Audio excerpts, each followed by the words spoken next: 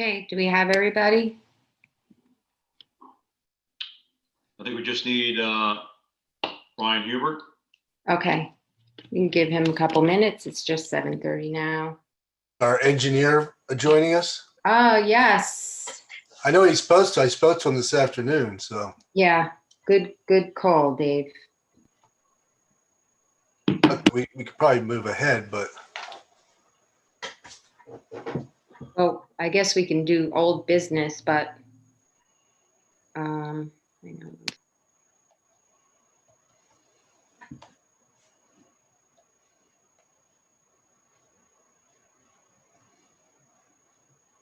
Brian responded that he was going to attend, correct? yes.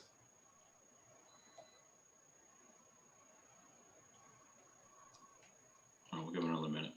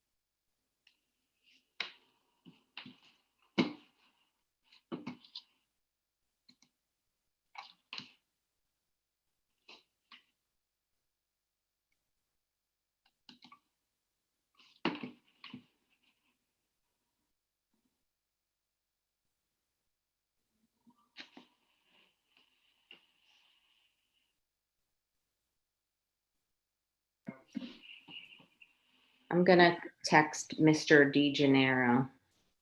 I'm doing it right now. Oh, you are? Okay. Have at it.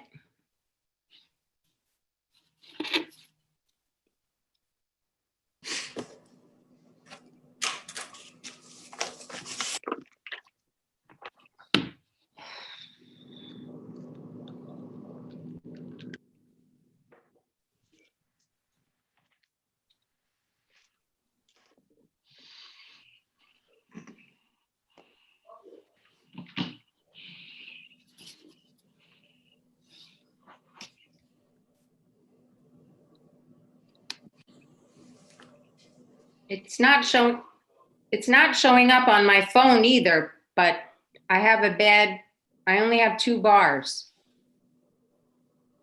We can hear you okay? Yeah, video and audio is fine. I'm sorry. I thought I muted myself.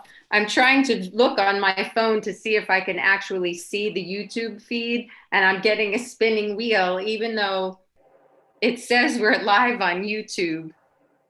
So I'm yelling to my husband to make sure we're on. All right, here's Mark.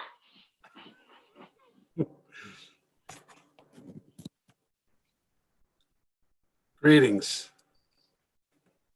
Mark, how are you? Good. How are you, Carl? Fantastic, thank you.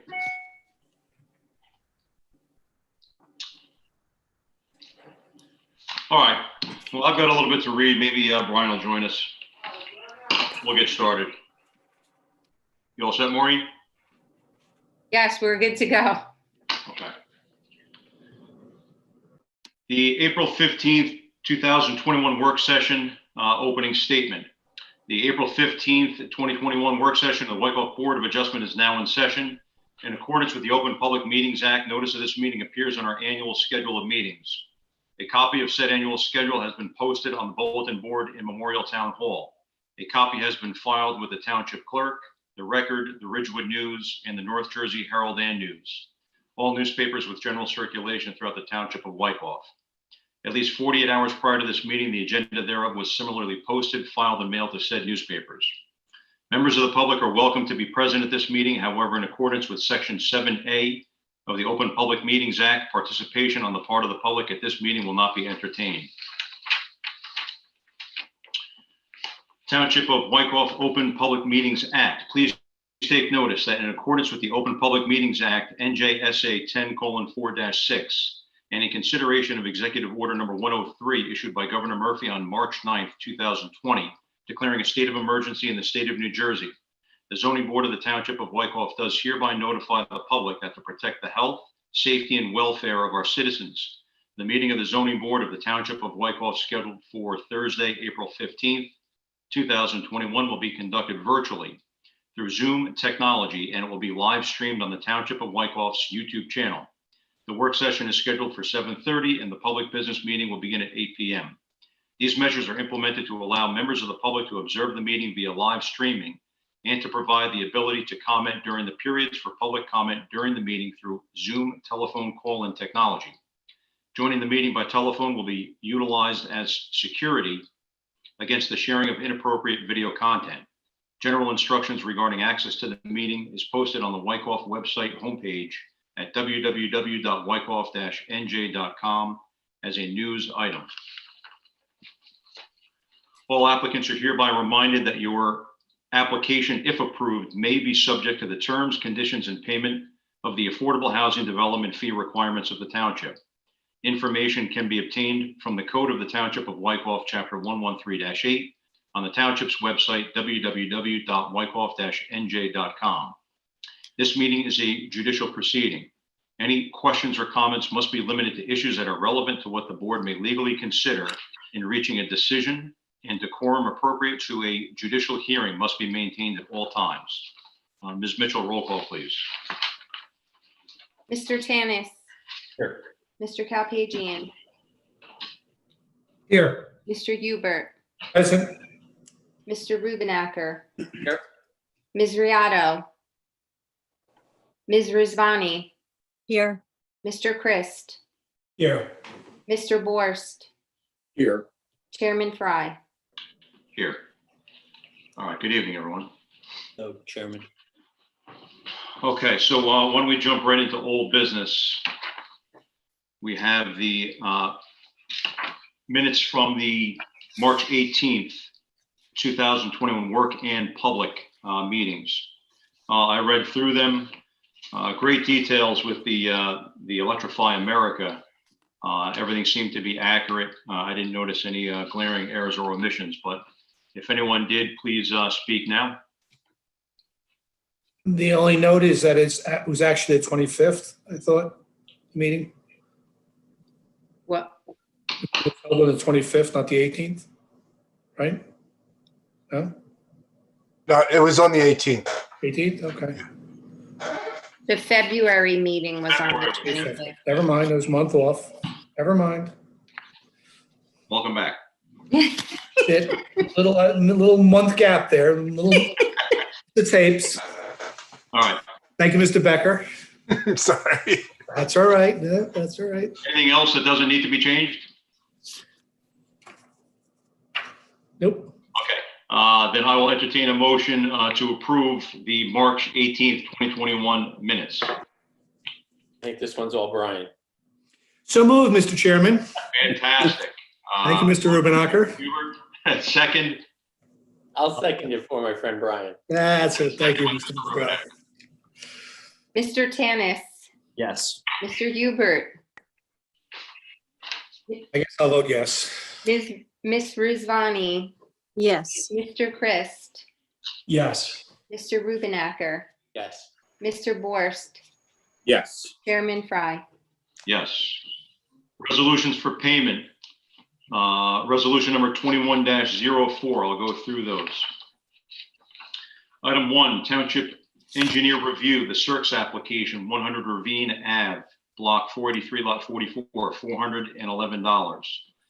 Item 2, Professional Services Resolutions, the CERCS application, 100 Ravine Ave, Block 43, Lot 44, $300. Item 3, Return of Escrow, The Brinza application, 305 Voorhees Ave, block 287, lot 5.01, $253.80. The Nickel application, 123 Midland Ave, block 302, lot 12.01, $422.74. The Michaela application, 191 Henry Place, block 395, lot 16, $420.61. Hildebrandt application, 371 Oakwood Drive, block 250, lot 43, $319.36. And the Brower application, 375 Butternut Ave, block 462, lot 17, for $213.86. Can I get a motion to approve resolution 2104? So moved, Mr. Chairman. Thank you, Mr. Hubert. Second? I'll second. Second by Mr. Rubenacker. Thank you. Mr. Tanis, Yes. Mr. Kalpagian, Yes. Mr. Hubert, Yes. Ms. Rizvani, yes, Mr. Christ, Yes. Mr. Rubenacker, Yes. Mr. Borst. Yeah. Chairman Fry. Yes. Okay, then we had one resolution to memorialize the Cirques application, 110 Ravine Ave, block 483, lot 44. Again, I did read through. I didn't notice anything that jumped out at me. But board members, any errors or omissions in the Cirques resolution? All right, seeing none, can I get a motion to approve the resolution? I'll make a motion. Mr. Borst, Yes. do I have a second? I'll second it. Tanis. Mr. Second, Mr. Tanis, Tanis. Thank you. thank you. Mr. Tanis, Yes. Mr. Hubert, Yes. Mr. Rubenacker, Yes. Ms. Rizvani, yes, Mr. Christ, Yes. Mr. Borst, Yes. Chairman Fry. Yes. Thank you. Okay. So on the agenda, I just want to touch on something really quickly. So the Electrify America, we did not receive any new information from them, and then a late request came in to carry the application. So we will not be hearing the Electrify America application tonight. We do have 4 new applications If I tonight. may, Mr. Chairman, just in case there's people listening in on the work session and will not stay on for public, they have asked for that extension, and so they're not going to need to renotice. So this is the chance for the public. We'll announce it again to public, but just in case someone doesn't stay on for the public, I just want to let them know that they do not need to renotice Electrify. Great, thank you. Okay, so we have the Cushard application, 324 Wyckoff Ave. The Montes application, you can correct me when we get to the public session. I apologize if it's incorrect. 122 Montez, Mm-hmm. or I can be corrected right now. 122 Edison Street. The Perry application, 360 Pathway Manor, and the Walsh application, 101 Kelowna Street. Okay, so Mr. DeGennaro is with us. Everyone should have received the engineer's report via email. Hopefully you had a chance to print those out. Mr. DeGennaro, if you would, why don't you go through the Cushard application? Sure, Mr. Chairman. So it's 324 Wyckoff Avenue, block 351, lot 30. This is a single-family home in the RA 25 zone, currently non-conforming due to lot area, frontage, and side yard setbacks. The applicant's proposing to convert the existing attached garage to living space, as well as add a second floor above that area, requiring variance relief for side yard setback. The property is currently served by a septic, and a new septic application has been approved to serve a 3-bedroom house. The existing lot size is 14,991 square feet in a zone that requires 25,000 square feet. The frontage is 100 feet in the zone that requires 125. The depth is conforming at 150. The front yard setback is conforming at 46.5, where 40 is required. The principal building side yard setback, number 1, is at 18.4 feet. and remains proposed at 18.4 feet. Existing side yard setback number 2 is at 16.1 feet, also remains proposed at 16.1 feet, where 20 feet is required for each side. Principal building rear yard setback is 71.9 feet, also remains at 71.9 feet. There is an accessory structure, 2 of them actually on the property, is a detached garage, which is conforming, 15 side, 20 rear, and a rear shed that is non-conforming at 8 feet and remains for rear yard and 17 feet side yard. The lot coverage existing is at 10.24%. Proposed increase is de minimis. It increases to 10.57%. Existing accessory structures remain unchanged at 4.76%, where 5% is permitted. Maximum permitted is 20%, and the proposed combined increases to 15.33% from 15%. The height proposed goes to 24.5 feet from 22.5 feet. Max permitted in the zone is 35. Impervious lot coverage is at 36.25%, where a maximum of 36.74% is permitted.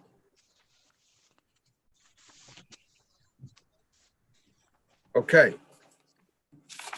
That's So it. you have a note. Yeah, I'm just trying to decipher if that's been addressed or not. No comments of February 23rd email.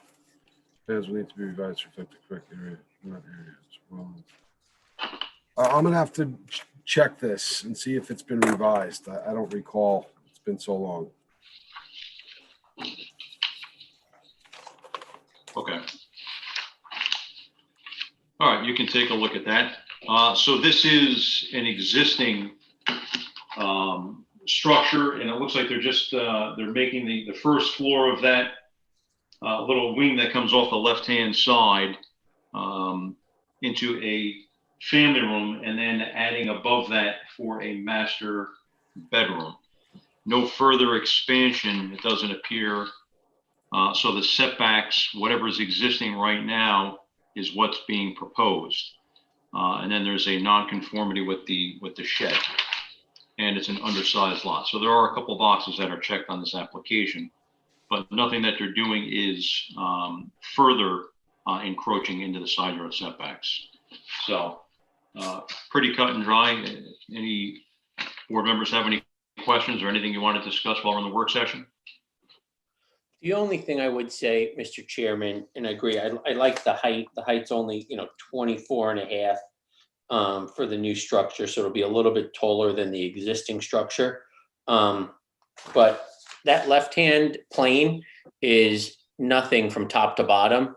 Maybe a couple windows might be a good idea just to break up that entire side wall for the neighbor. So that is one of my notes as well. There's not a window on that entire exposure. And maybe just from an aesthetic standpoint, that might be something to consider. Agreed. That was my only thought. Okay. Anyone else? No, good for me. Very good. All right. Let's move. Maureen, just a question. Yes.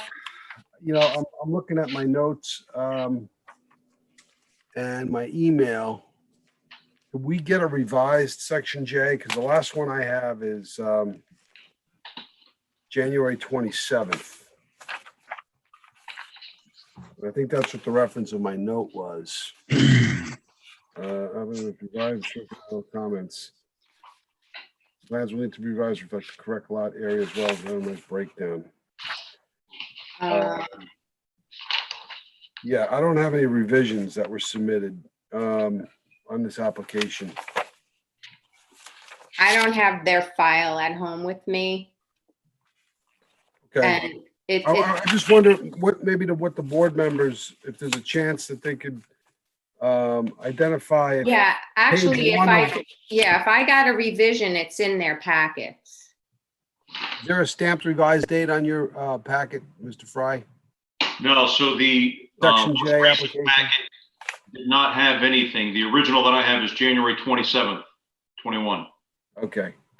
So I had sent an email on February 23rd to Matt Rogers requesting a list of 1, 2, 3, 4, 5, 6, 7 items. And I guess we didn't get a resubmittal.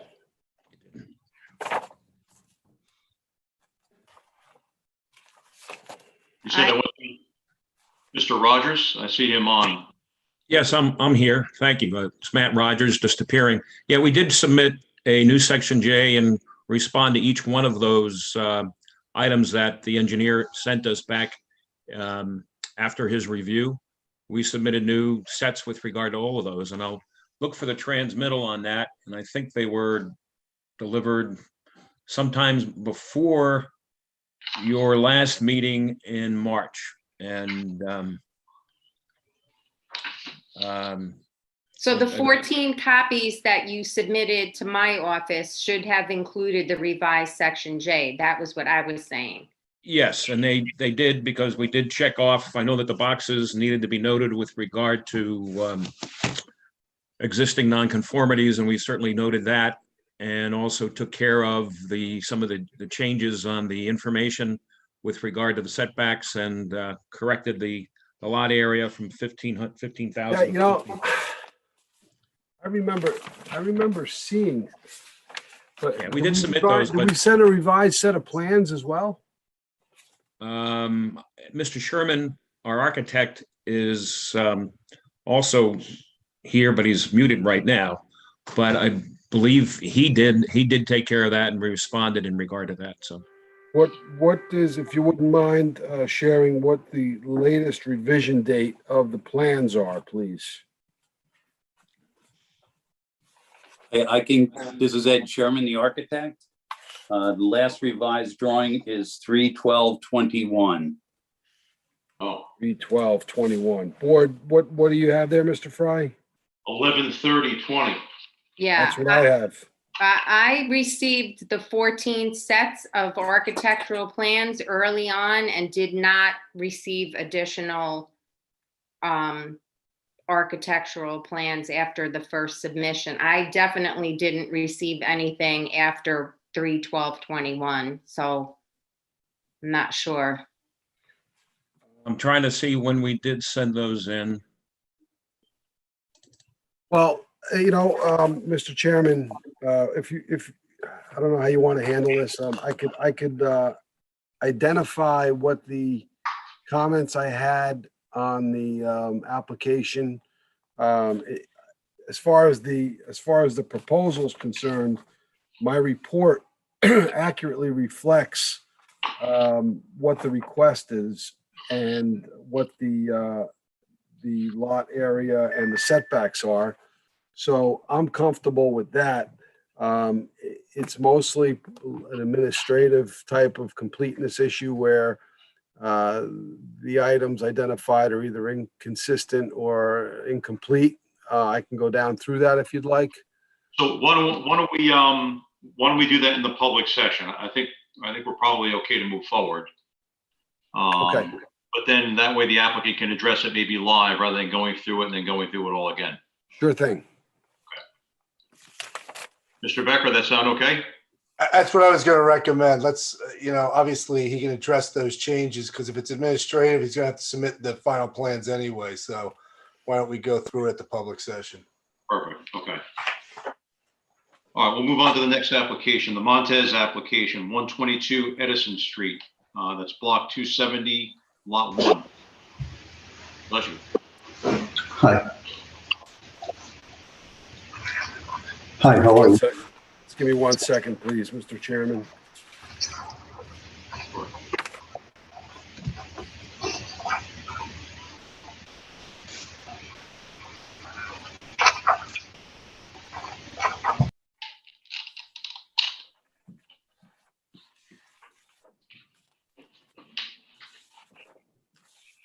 So 122 Edison Street. This is block 270, lot 1. It is an existing single-family home located on a corner lot in the R15. and it is non-conforming due to lot area, depth, front yard setbacks, rear yard setback, lot coverage, and accessory structure rear yard setback. The applicant's proposing an addition renovation requiring relief from the code for front yard setbacks, rear yard setback, and principal building lot coverage. The existing lot size is 7,167 square feet in a zone that requires a minimum 15,000 square feet. The frontage required is 100 feet, and the lot provides 171.67 feet. The depth existing is at 100 feet, where a zone requires 125. The front yard setback, existing front yard number 1 on Harding is 30 feet. Existing, proposed goes to 28 feet, where 40 feet is required. Existing front yard number 2 along Edison Street is at 23 feet. Proposed is 19.5 feet, again, where front yard setback required is 40 feet in the zone. Side yard setback, 15 feet each side is required. Existing is 24.1 feet, remains unchanged. There's only one side yard. The rear yard setback, existing is at 13.7 feet. Required is 30 feet. Proposed remains unchanged at 13.7 feet. The accessory structure consists of a shed. Required is 6-foot side and 6-foot rear. The rear yard is at 4.4 feet. And the side yard is at 9.5 feet. Lot coverage, existing principal building is at 17.8%, where a maximum permitted in the zone is 15%. The proposed principal building goes to 18.5%. Existing accessory structures are the shed, remain at 0.7%. The proposed combined coverage moves to 19.2%, where a maximum of 20% is permitted. The existing height of the building is the structure is 22 feet. Proposed addition will also be 22 feet, and the zone at maximum is 35 feet. The application, as submitted, does not require a stormwater management plan. The property is served by a municipal sewer system, and the impervious coverage proposed is 44.3%, where a maximum of 45% is permitted. That's all I have. Hey, on the lot size, on your report, you have depth existing 100 feet. And I just noticed on the schedule on the section J, the depth they have indicated is 71.67. Correct. That's incorrect. On section J, that is prepared by the applicant. It is, they had misrepresented that. The number should be 100, because when you take front yard number 1, which is the narrowest of the 2 dimensions, the depth is then taken from that front yard to the rear, and that would be the depth, and the depth would be 100. So, it gets confusing, but that's how we interpret our ordinance for corner properties.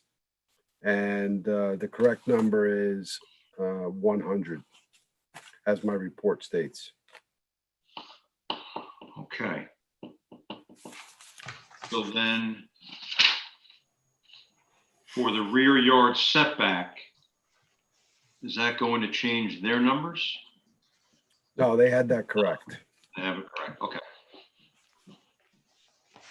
Okay. All right, thank you. All right, so this is another existing structure. It looks like you're proposing to do a dormer off the back, and then some architectural details, dog houses in the front. Then they want to put a cover over the front entrance.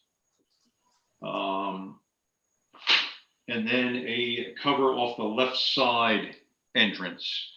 So again, it looks like they're staying within the same footprint. However, because this is another extremely undersized lot, this lot is only 7,167 square feet in an R15. So they have some challenges in front of them right off the bat. But combined with what they're doing, they're still below on the proposed combined coverage at 19.2. It's only increasing slightly from 18.5. And then you have the proposed accessory, which is staying as is at 0.7. So it's below the 20%. Roof line is also staying relatively low. In fact, I don't think it's going to increase at all. Height 22. So there's no increase in the height itself. So again, pretty cut and dry, but I'll open up if any board members have anything they want to discuss or any items they take issue with.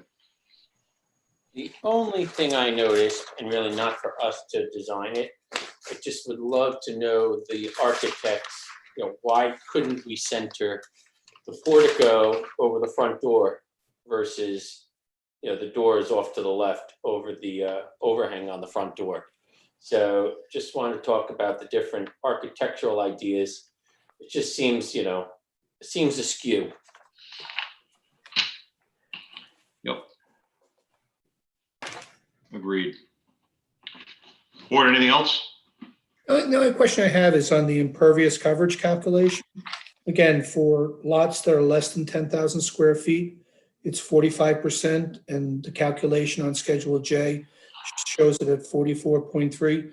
Just want to understand how they calculated that, because the driveway is in front of the garage, but also it also goes to the right of the property line, not only the garage, but behind the garage. So I just want to get some testimony on the calculation. Sure. Good point. There's a lot of driveway, there's a lot of, blacktop there. That's true. Okay. Yeah, we can get some testimony on that in public. Thank you, Mr. Chairman. Sure. And then just a quick, one more thing, is that on the architecturals in the upper left-hand corner of A1, is that, I'm assuming that's the landscape plan, but just so we can get some testimony. If that's pre-existing, if there's anything new going in, just wanted to get some testimony on that when we get to the application. Okay.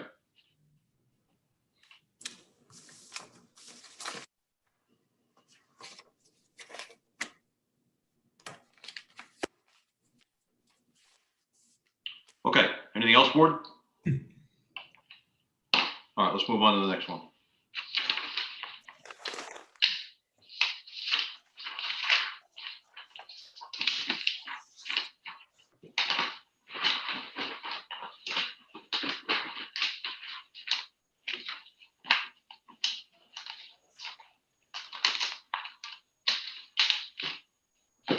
Is the next one Pathway Manor or Kelowna?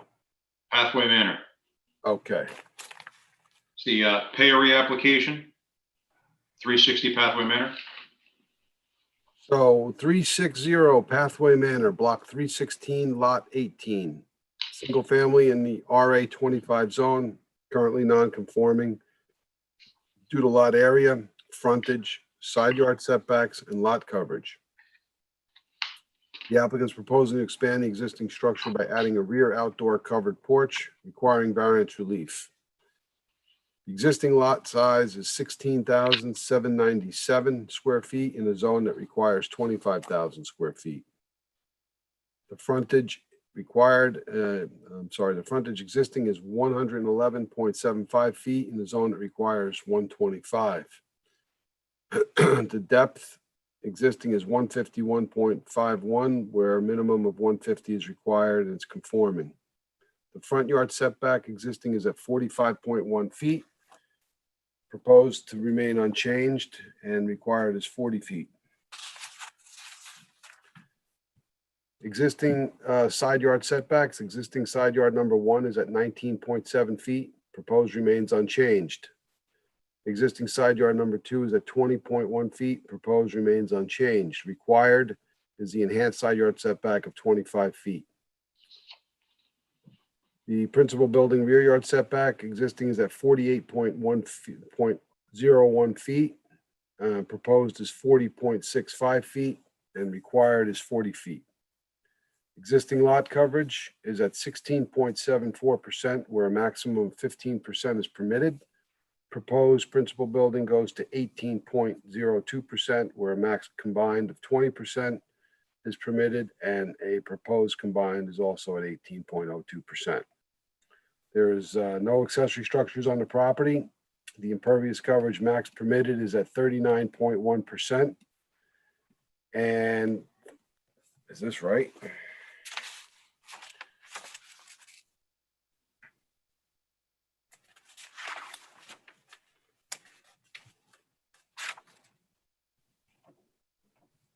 I think there's a typo on my impervious coverage number. Question mark? Uh, Yeah, I think that's a big typo. So the proposed impervious coverage is calculated by the applicant's 29.54%, where allowable is 34.8%. I don't know where that came from. I think that got carried over from another report. That's my guess. My apologies. No problem. So they're under. They're under, yeah, they're under. I'll do a quick check and as we break to the public session, and then I'll just reconfirm those numbers as well. But I do believe they're under. Okay. The height is not provided, so I got it off the plans. I have the height as 19.3 feet on a proposed building, and the structure is at 34, so I think I got that off the plan. I verified that, so let's check that again.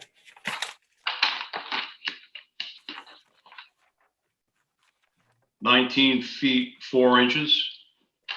Correct. That's the height of the rear covered canopy, and the existing structure is at 34 feet, 3.5 inches. So 34 feet, 34.25 feet, correct.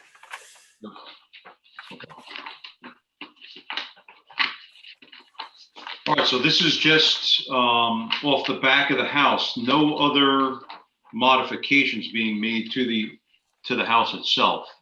It's a covered patio. 19 feet 4 inches. It's 22 by roughly almost 23.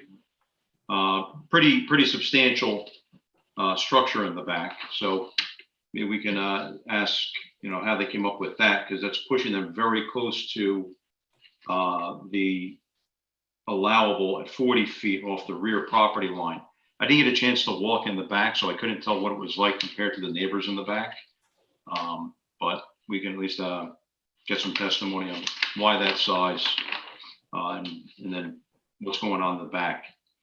And I don't know if this is another proposed somewhat landscaping plan off the back. There is another detail on Z1. Yeah, the last page has more detail, Carl. Oh, there it goes. Yep. Yeah, from Kindergan. Got it. Okay. Oh, yeah. So they're proposing a landscape all around it. Right. Okay, great. Okay, board, any questions or comments? I'm good. Nope. Okay. Good. All right, let's move on.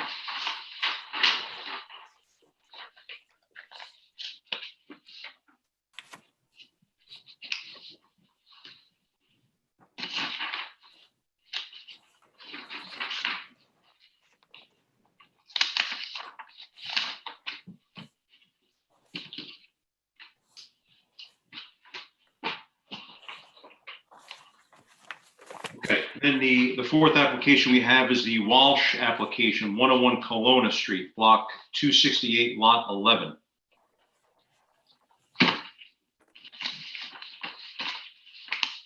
Coming right up.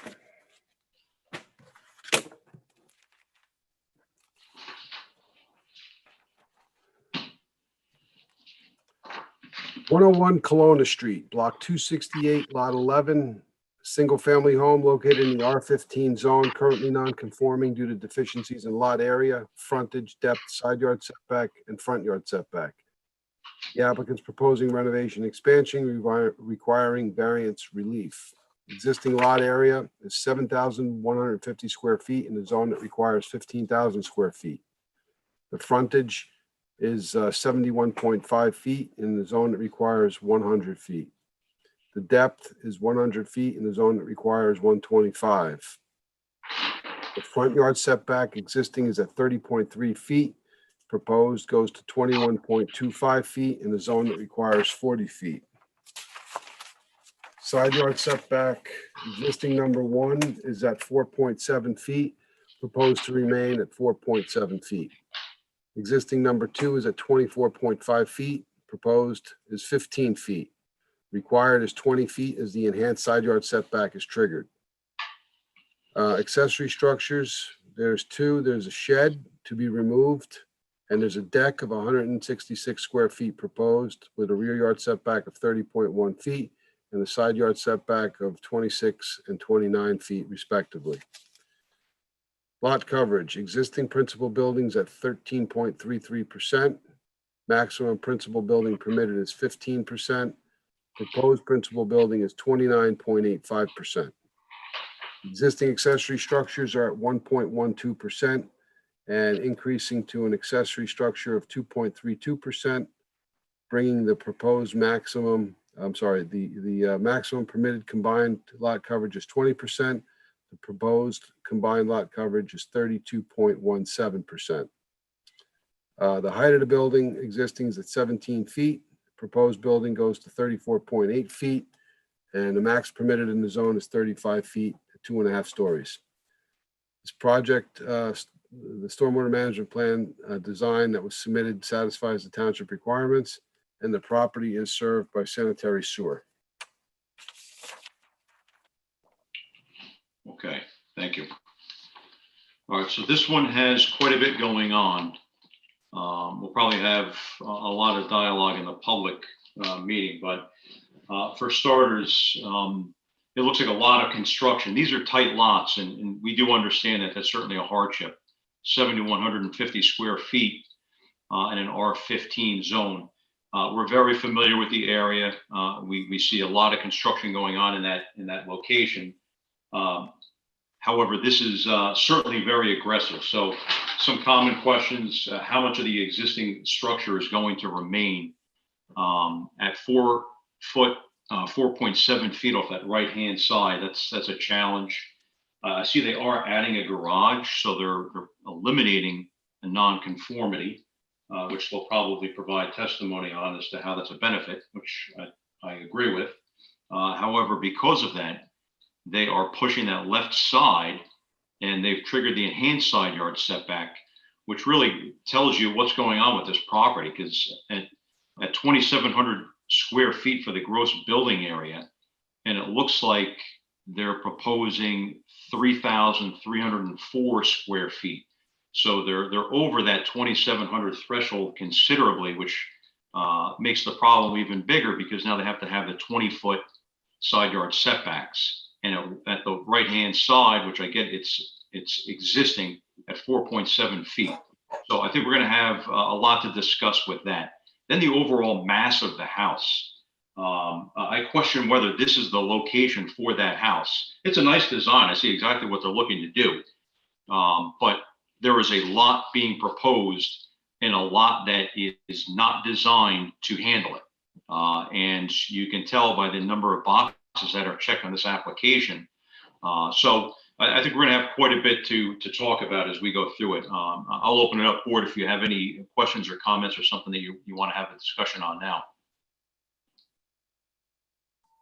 I think you read my mind, Mr. Chairman.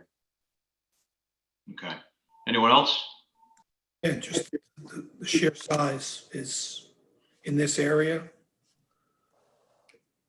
It's a challenge. It's a challenge. Yeah. Certainly the lot coverage also really is kind of alarming. 13.33 currently, and it's not a large house, that's for sure. However, it is conforming to go to 29.85, where 15 is permitted. So I do have some questions as to why they felt that this was a good plan to come before the board with, or is it something that they just wanted to put it out and see what exactly the response would be? So for their benefit, it's certainly some challenges and give them some things to think about. That's a very difficult one to overcome at 29.85 and then 32.17. And then the one drawing, the one elevation drawing shows the left-hand side, and it's 34 feet, 10 inches. So they've really exceeded a lot of areas in this. And I'm really curious as to what they did to scale this back to try to make it as conforming as possible. And I'm curious to hear what the answers are. And then why are they maxing everything out? Because it's a lot for this size piece of property. So it's definitely a challenge. Okay, but we'll get into that in the public session. Board, any other questions on the application for is it 101? Yeah, 101 Kelowna Street. Okay. All right. Then if I can, I'll make a motion to close the work session. Let me do that. I'll make a motion to close the work session. Somebody want to make a motion? I'll move, Mr. Chairman. Thank you, Mr. Hubert. Second, Second. Aye. Mr. Rubenacker? Yep. All in favor? Aye. Aye. Why don't we take 5 minutes and then we'll reconvene for the public meeting. Perfect. Thank you, Mr. Chairman. Great. Say Thank 17, we'll start back up by 25 after. Thanks, Mr. Chairman. Thank you.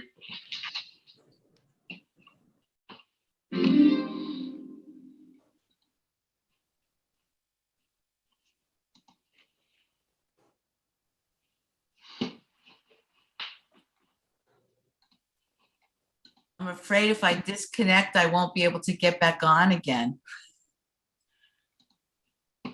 Yeah, don't disconnect. No. It took me Denise, long enough to figure out how to get on. I'm not moving. Don't disconnect, Denise. Just No, I'm just not. I'm- mute. I'm joking. Just mute, and you can walk away and take a break. That's what I'm gonna do. No, I have the dogs on my lap because he's going to be home from work and they're going to start barking. So Okay. Yeah, so mute. Nobody will know. I'm gonna take a quick break. Okay.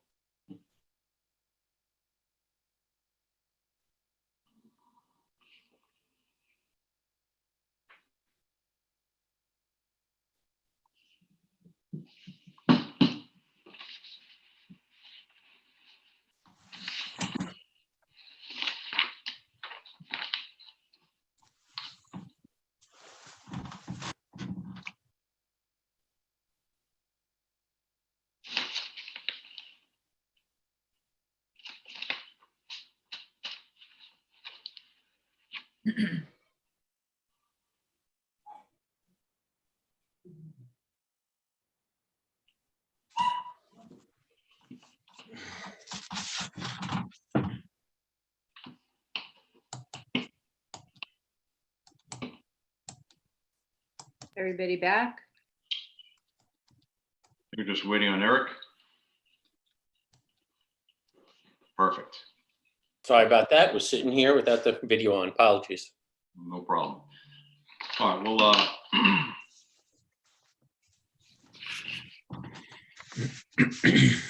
get started with the public session.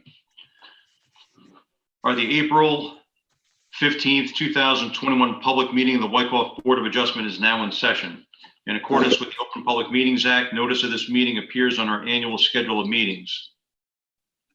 A copy of said annual schedule has been posted on the bulletin board in Memorial Town Hall.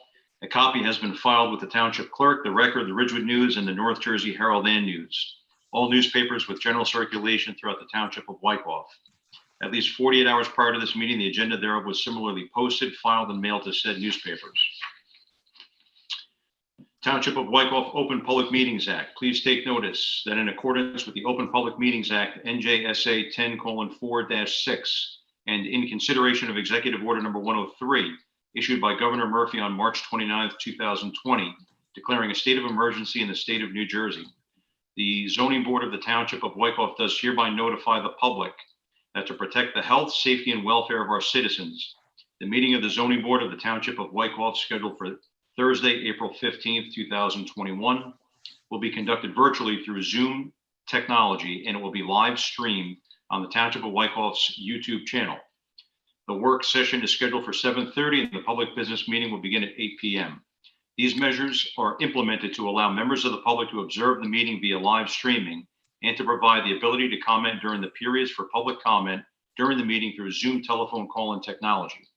Joining the meeting by telephone will be utilized as security against the sharing of inappropriate video content. General instructions regarding access to the meeting is posted on the Wykoff website homepage at www.wykoff-nj.com as a news item. All applicants are hereby reminded that your application, if approved, may be subject to the terms, conditions, and payment of the Affordable Housing Development Fee requirements of the township. Information can be obtained from the Code of the Township of Wykoff, Chapter 113-8, on the township's website, www.wykoff-nj.com. This meeting is a judicial proceeding. Any questions or comments must be limited to issues that are relevant to what the board may legally consider in reaching a decision, and decorum appropriate to a judicial hearing must be maintained at all times. Ms. Mitchell, roll call, please. Mr. Tanis, Here. Mr. Kalpagian, Here. Mr. Hubert, Present. Mr. Rubenacker, Here. Ms. Frisbani, Here. Mr. Christ, Here. Mr. Borst, Here. Chairman Fry. Here. Okay, Ms. Mitchell, if you can you put a flag up on the screen? If everyone would please rise for the Pledge of Allegiance.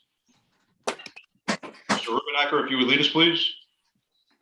Pledge allegiance to the To flag the flag of the United States States of America, and to the and to the republic republic for for which it stands, one one one nation, nation, under under God, God, indivisible, indivisible, with liberty and justice for all.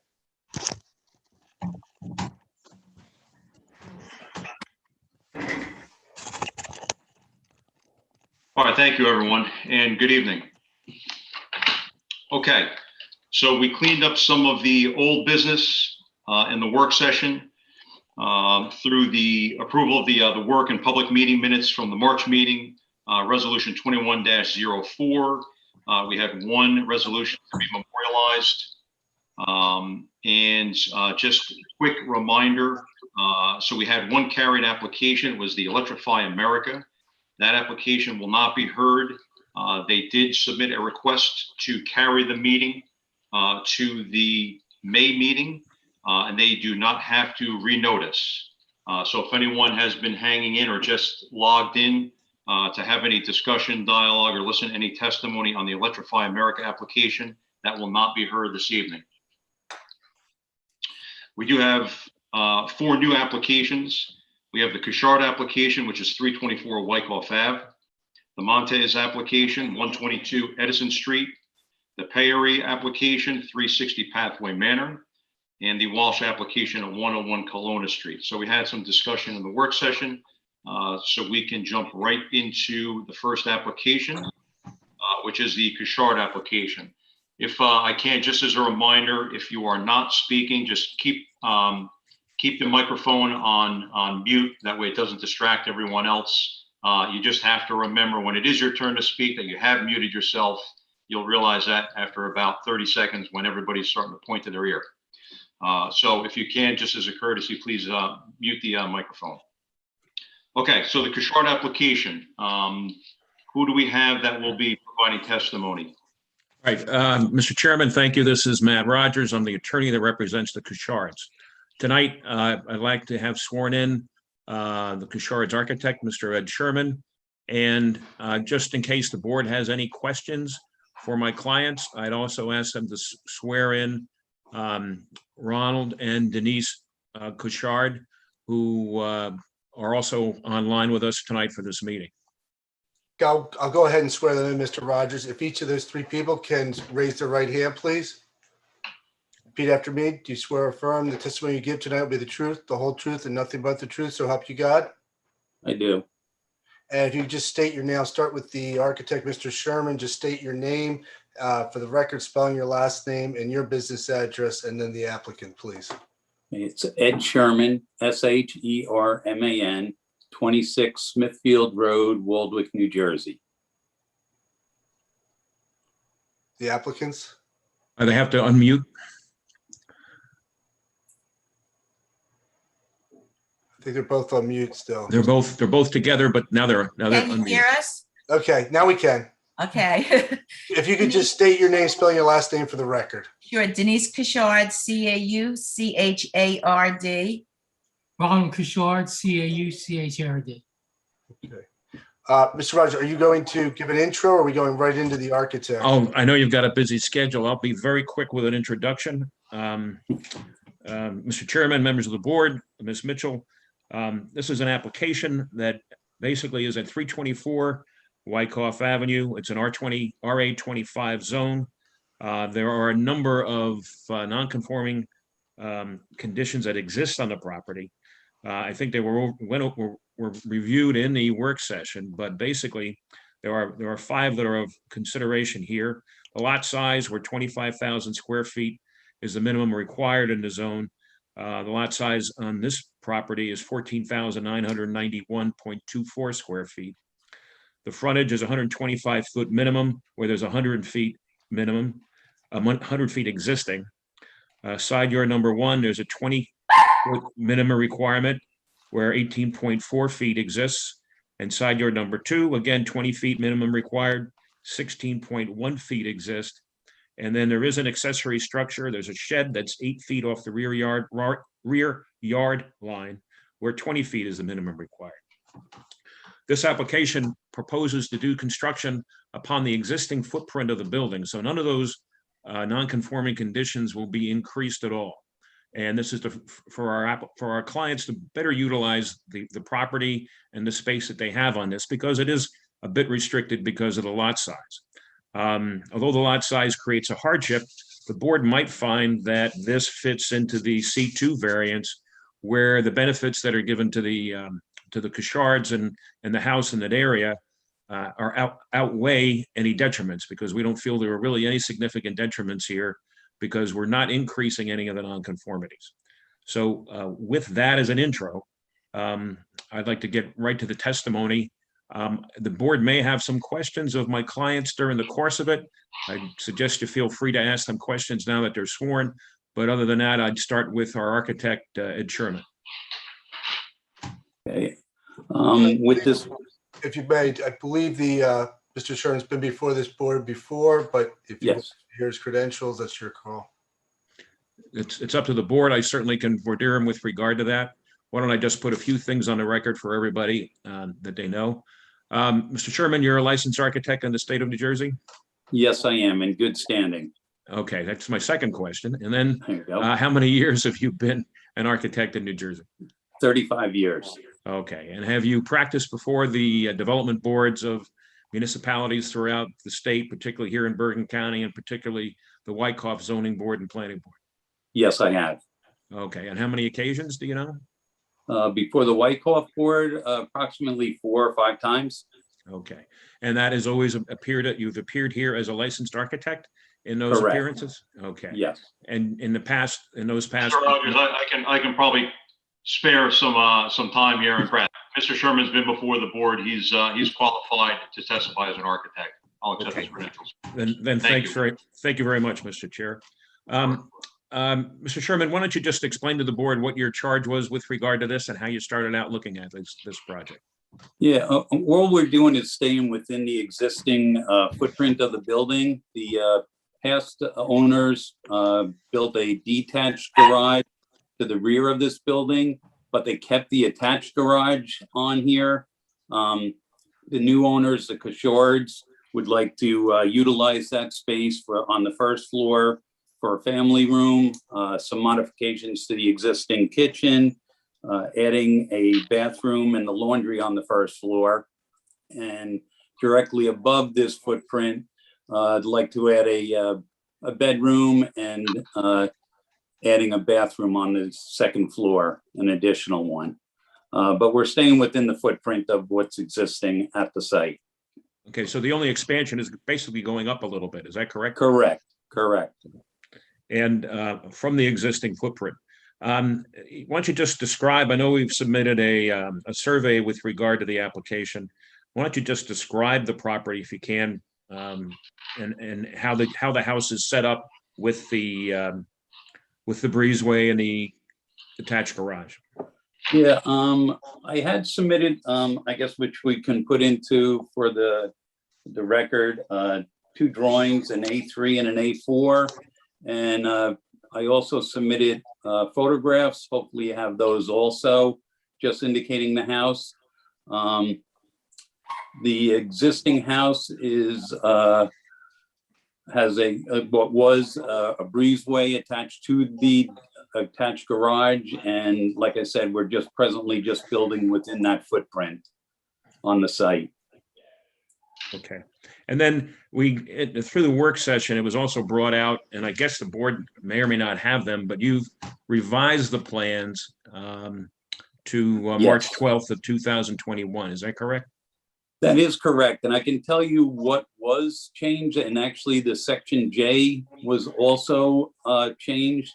The original had this lot size at 15,000, which was corrected to the 14,991.29. And it was also brought up at that time that for the gross building area, I guess the loft area above the garage was not included, which they have done also for this. Included that for the gross building area.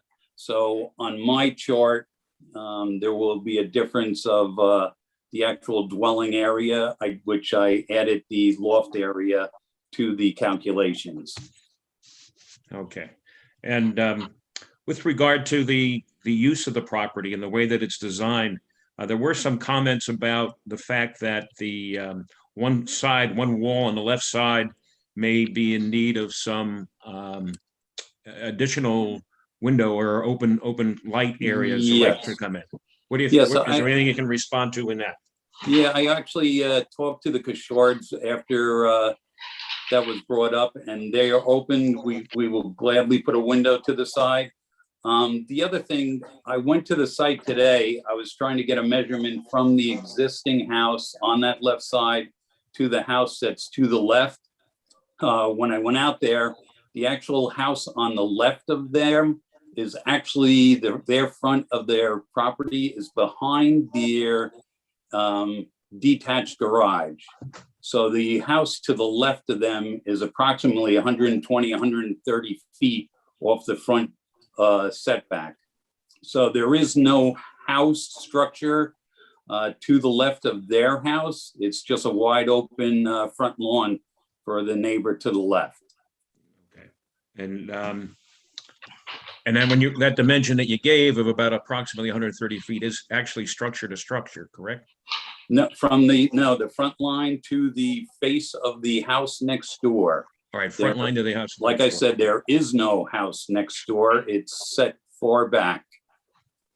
Okay. Is there anything else you can tell us with regard to this in terms of what the use of the addition's going to be? You mentioned a few things about expanding the kitchen and a few other things. Yeah, just an expansion of the existing. It's a smaller type home. They wanted a larger kitchen, so we're just removing some walls, making the kitchen a little bit larger. And like I said, we're putting where the breezeway was, a small mudroom area with the bathroom, laundry area, and where the actual garage is will be the new family room. We're raising all the level up, so it's all at one level for the first floor. And the second floor with that space, we're just adding that bedroom and modifying an existing bedroom to make that bedroom smaller and adding a bathroom. Okay.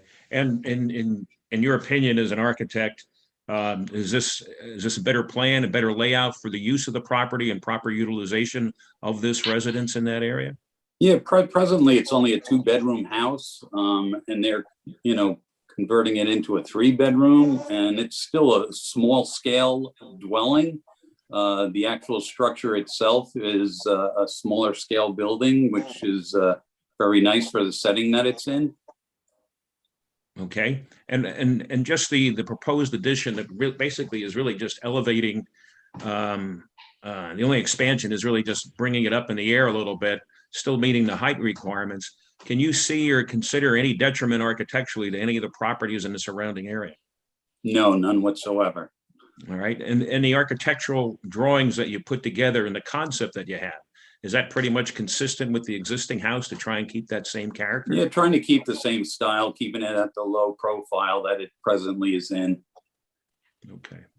I have no further questions of Mr. Sherman. If anybody from the board has any questions, I'll open them up.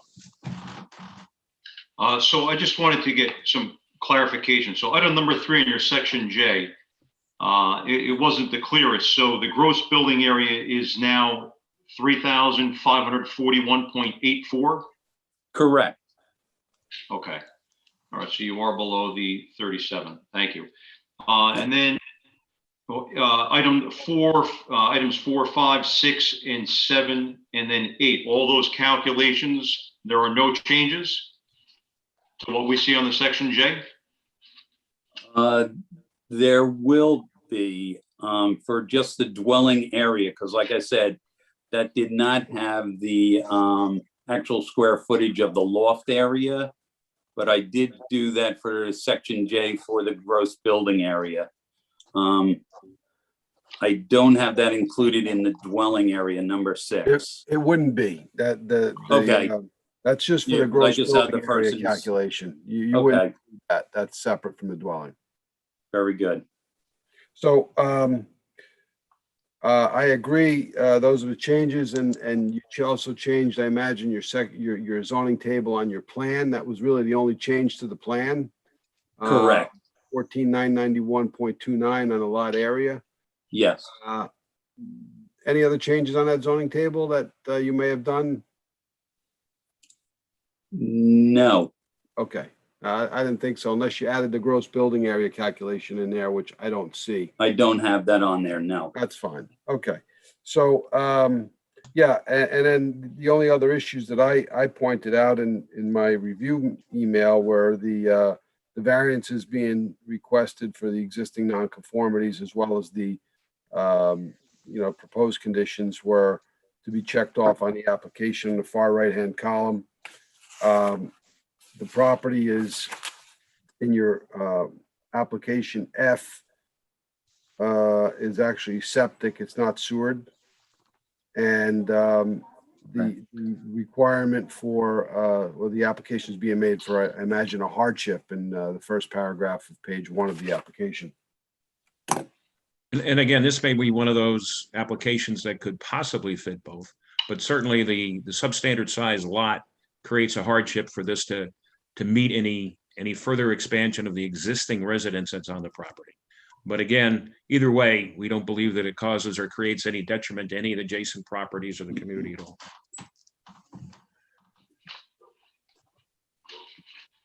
Mr. Sherman, the garage itself, do you know, is there any history on this? Was there an addition, or when they built it, was there always that breezeway that connected to the garage?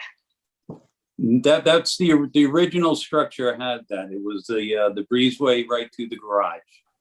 So the current garage is obviously slab, so you're not changing that footprint at all.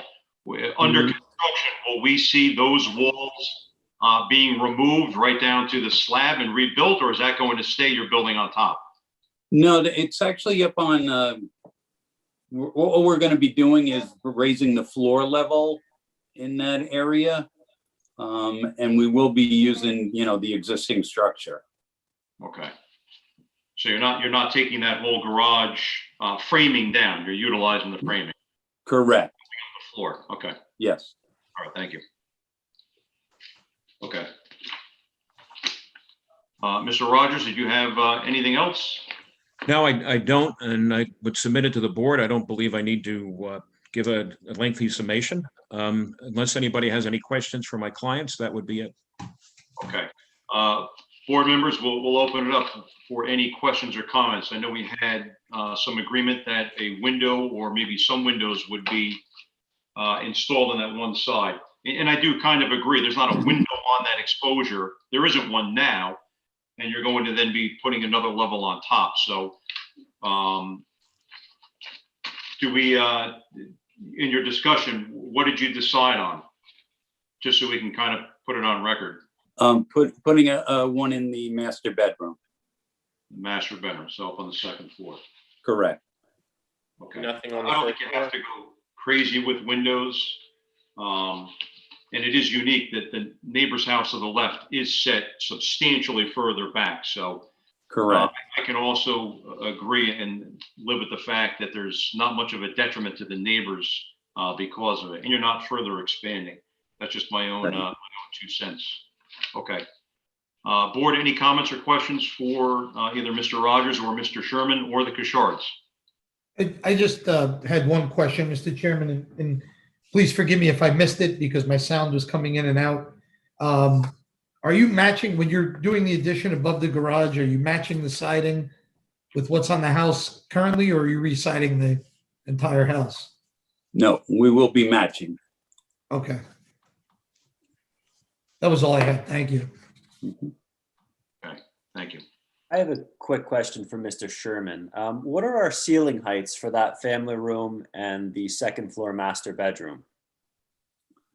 They are going to be, the first floor is 8 feet. So I'm bringing the garage level up to that level. And then the second floor, I believe it's 8 feet. I'm not sure if it's 8 feet or 7'6", but it's going to be the same height. Okay. All right, yeah, just checking for the record and just making sure that you're not going any higher to exacerbate that height on that side. No. All right, thank you, Mr. Sherman. You're welcome. No, that is a positive aspect to this. So the new proposed addition is going to be about 2 feet higher than the existing. So you're only going up to 24.5 feet. So you're well below the threshold. So you're Yes. trying to make it uniform and fit in with the rest of the house, which is appreciated. Yes. Board, any other questions or comments? No, I like it. I think it looks good. Okay. Yeah, I agree. Thanks for adding the window. Okay. Then Maureen, I see we have several people on the line. We'll open it up for the public. Is there anyone from the public that would care to speak on the Kushard application 324 Wyckoff Ave? Nicole, are you calling in on the application for 324 Wyckoff Ave? Please unmute. Oh, sorry about that. That That's was okay. unintentional. Hi, this is Maria Russo and Nicole Menente from 104 Linden Street. We're actually calling in on the 101 Kelowna application. Okay, so we'll get back to you when we get to that application. I'll make a note that you guys are calling in for that application. Thank you. Thank you. Robert? Are you calling in on the application for 324 Wyckoff Ave? You can unmute. No, I'm not. I'm calling about the Kelowna Street addition. Okay, so I'll make a note of that and we'll get back to you later. Thank you. Thank you.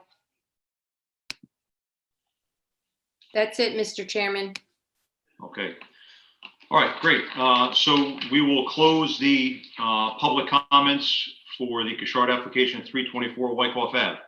All right, Mr. Rogers, is there anything else in closing you'd like to mention? I just want to thank the board for its time.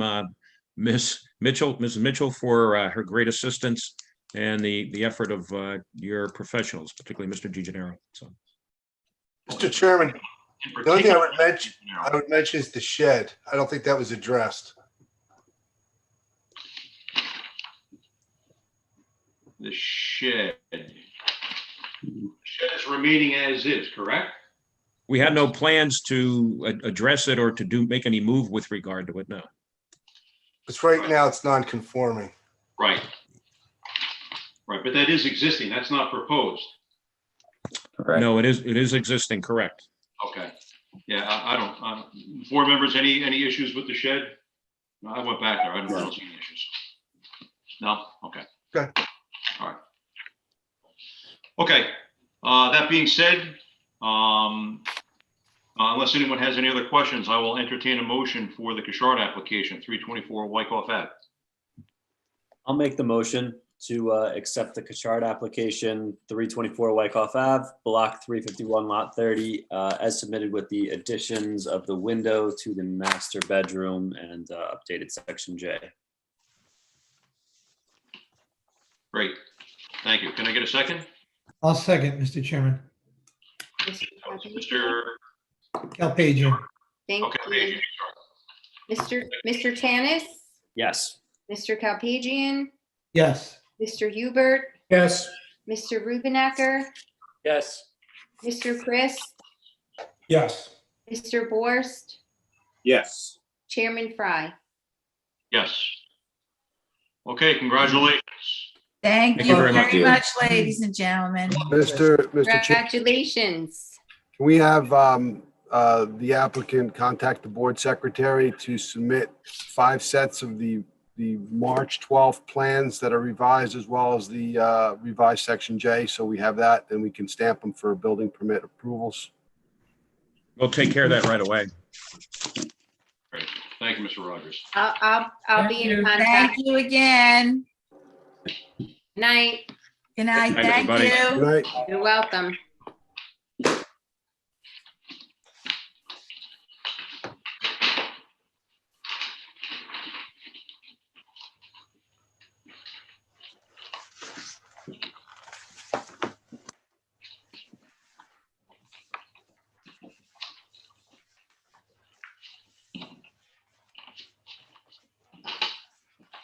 Okay, the next application we'll hear is the Montez application, 122 Edison Street.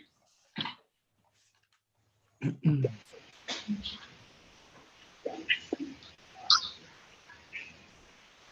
evening, board. This is Jacob Solomon, the architect. I have the applicants online as well. Good evening. My name is Yuli May Ortiz. Marco Montes. Mr. Solomon, you're going to present the application? Yes, I will. Okay, why don't I have all 3 of you sworn in, and then you can provide your credentials. So if you, all 3 of you can raise your right hand, please. You swear or affirm the testimony you give tonight with the truth, the whole truth, and nothing but the truth, so help you God? I do. Start with Mr. Sullivan. Solomon, can you give your state your name for the record, spelling your last name, providing your business address and your credentials, please? Yes, Jacob Solomon, Solomon. My address is 1425 Plaza Road in Fair Lawn, New Jersey.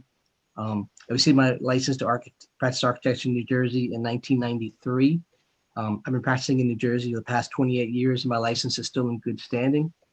I have been accepted as a special witness in front of this board a few years ago, and also currently being accepted as a special witness in other boards currently.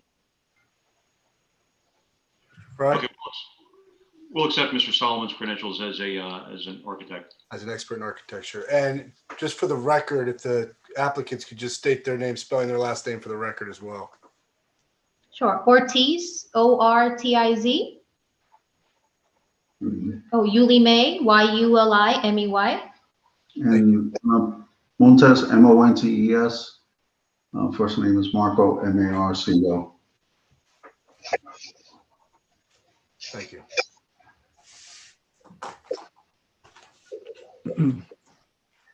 Okay, briefly, this application is for construction of 2 entry roofs over 2 existing entry doors, as well as a rear dormer, keeping the existing ridge, as well as 2 front doghouse dormers.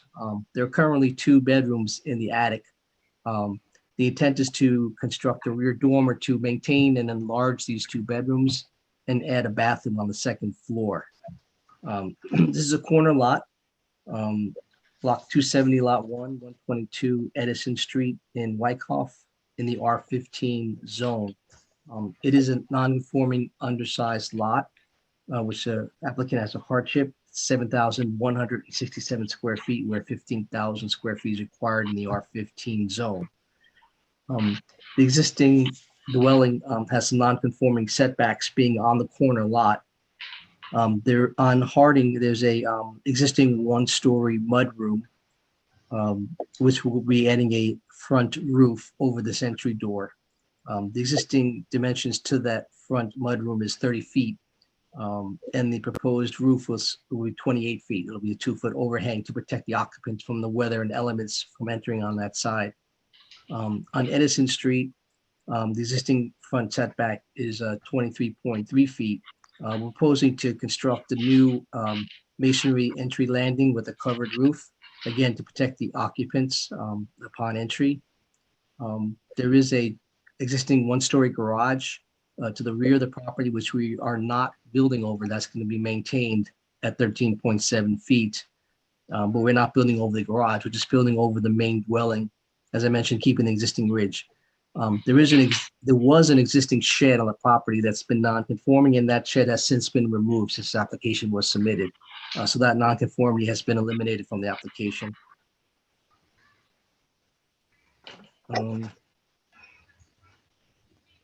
So the front setbacks required, that the applicants are seeking relief for these front porches is 40 feet.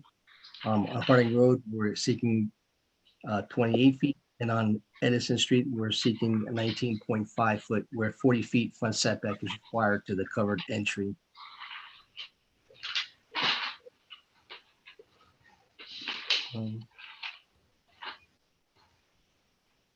And that's pretty much the application. Mr. Solomon, real quick, did you see that the shed that's identified on A1 in that back right corner? Yeah, that's the shed that has been eliminated. That's been removed. So that's been removed. So under item number 2, accessory structure, that is now gone. That's correct, non-existent. So you've removed those 2 nonconformities. That's correct.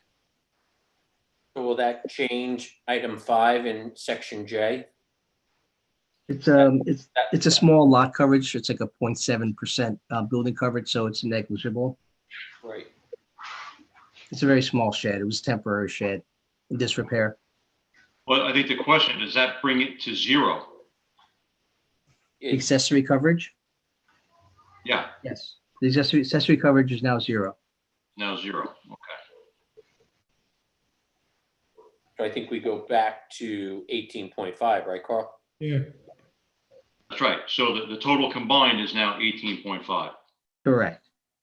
So it does have an impact. Excellent point, Mr. Rubenacker. Thank you. Okay. Sorry, what did I miss, Mr. Fry? Oh, everything. And we cannot go back.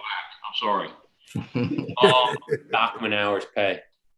So item number 2, the shed has been removed since the application was submitted. So the 2 nonconformities for the rear and side yard for the accessory structure are now eliminated. So those boxes are no longer checked. Thank you.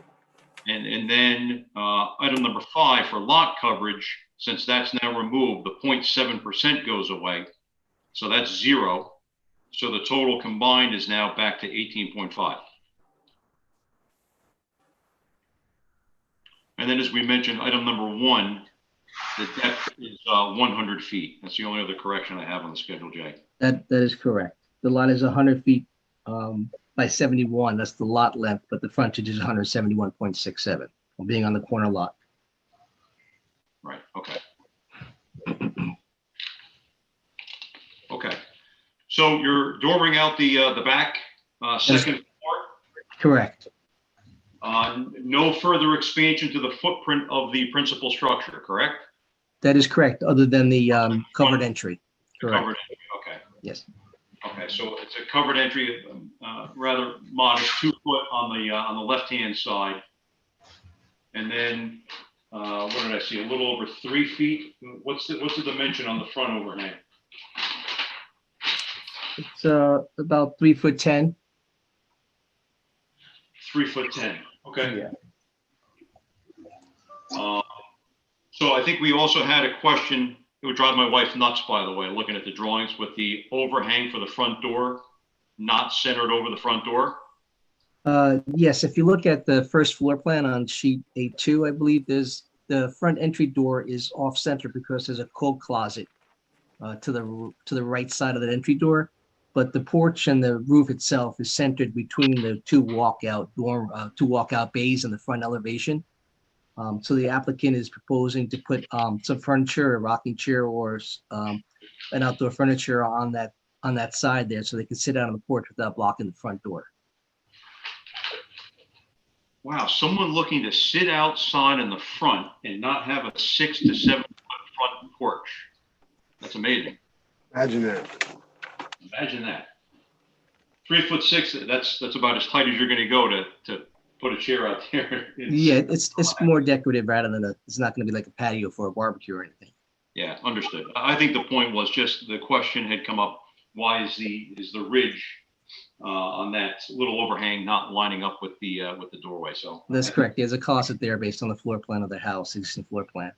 right, based on A2, I think it solves that mystery. Okay. Yeah. All right. Board, any questions for Mr. Solomon? Quick, just the question I brought up in the work session in reference to the the driveway, the calculation of the impervious coverage, the Yes. 885 square feet, that includes the right of the driveway as well as the back into behind the garage? That is correct. The main bulk of the driveway there is about 24 by 25 feet. And then we have that 14 by 12 or 14 feet in the Stuck back. behind it. Okay. Right. Yeah, it looks larger because they share a driveway with the neighbor. Yep, it's So right there's on a lot the, of yeah, paving. again, there's a fence Correct. behind it, but it goes right next to it, butts it right next to it. That's correct, What yes. I have is central air going into this? Yes. Where's the condenser unit on the outside? Where's the HVAC? Where is it? We're placing it, I guess where it was this concrete patio on the site plan in the backyard. On which, where do I see that? On the site plan on A1, there's a concrete patio. Okay, I guess behind Edison Street, the rear of Edison Street. There's Right, where are the units? Where's the? That's correct. So we're gonna place them behind the garage. Okay. Yeah. Could you just note that on the plan? Yes. Uh-huh. And So again, behind the garage, they'll be outside the 13.7 feet right side setback, you're saying, right? That's So you have- correct. When it goes to the back, they'll be behind the actual structure itself. It'll be closer to the dwelling. Yes. Yeah. It'll be behind the actual main dwelling, but behind the garage there on the back corner. Okay. but it's gonna be on the patio? It's a small condenser. Okay. Yeah. Mr. Solomon, I had two quick questions for you. Number one, on the plans, you note siding as approved by the owner. Okay. Get some testimony as to, has that been decided yet? What type of, We're gonna choose a standard 8-inch vinyl siding for the entire dwelling and beside the house. Right now, it's a special asbestos shingles. So we're gonna choose a more traditional vinyl siding for the entire dwelling. okay, thank you. And I believe Mr. Rubenacker mentioned this in the work session, but the top left of the site plan on A1, is that also the layout of the landscape? Because I know currently, I don't believe there's a lot, if any, landscaping there currently. Is this the proposed landscape that you're gonna? Yes, we're gonna add that back in. We chose a lower ground cover because it is on the corner lot. We didn't want to interfere with the site triangles. But there is a large tree next to that walk that's gonna remain. And we're proposing flowering shrubs along the perimeter on both Edison and Harding Road. Flowering shrubs. Thank and you. Ground Mr. cover. The tree in the front yard that says existing tree to remain, I don't believe remains anymore. Is that correct? I'm not sure if it was, the applicants are here, they can testify if it's still existing. Marco? Yes. Yes, so there were 2 trees when we first arrived, and the first thing I decided to do was bring a arborist to inspect the trees, just because they were so close to the house, and also one of the trees was actually the root of the tree was lifting part of the walkway.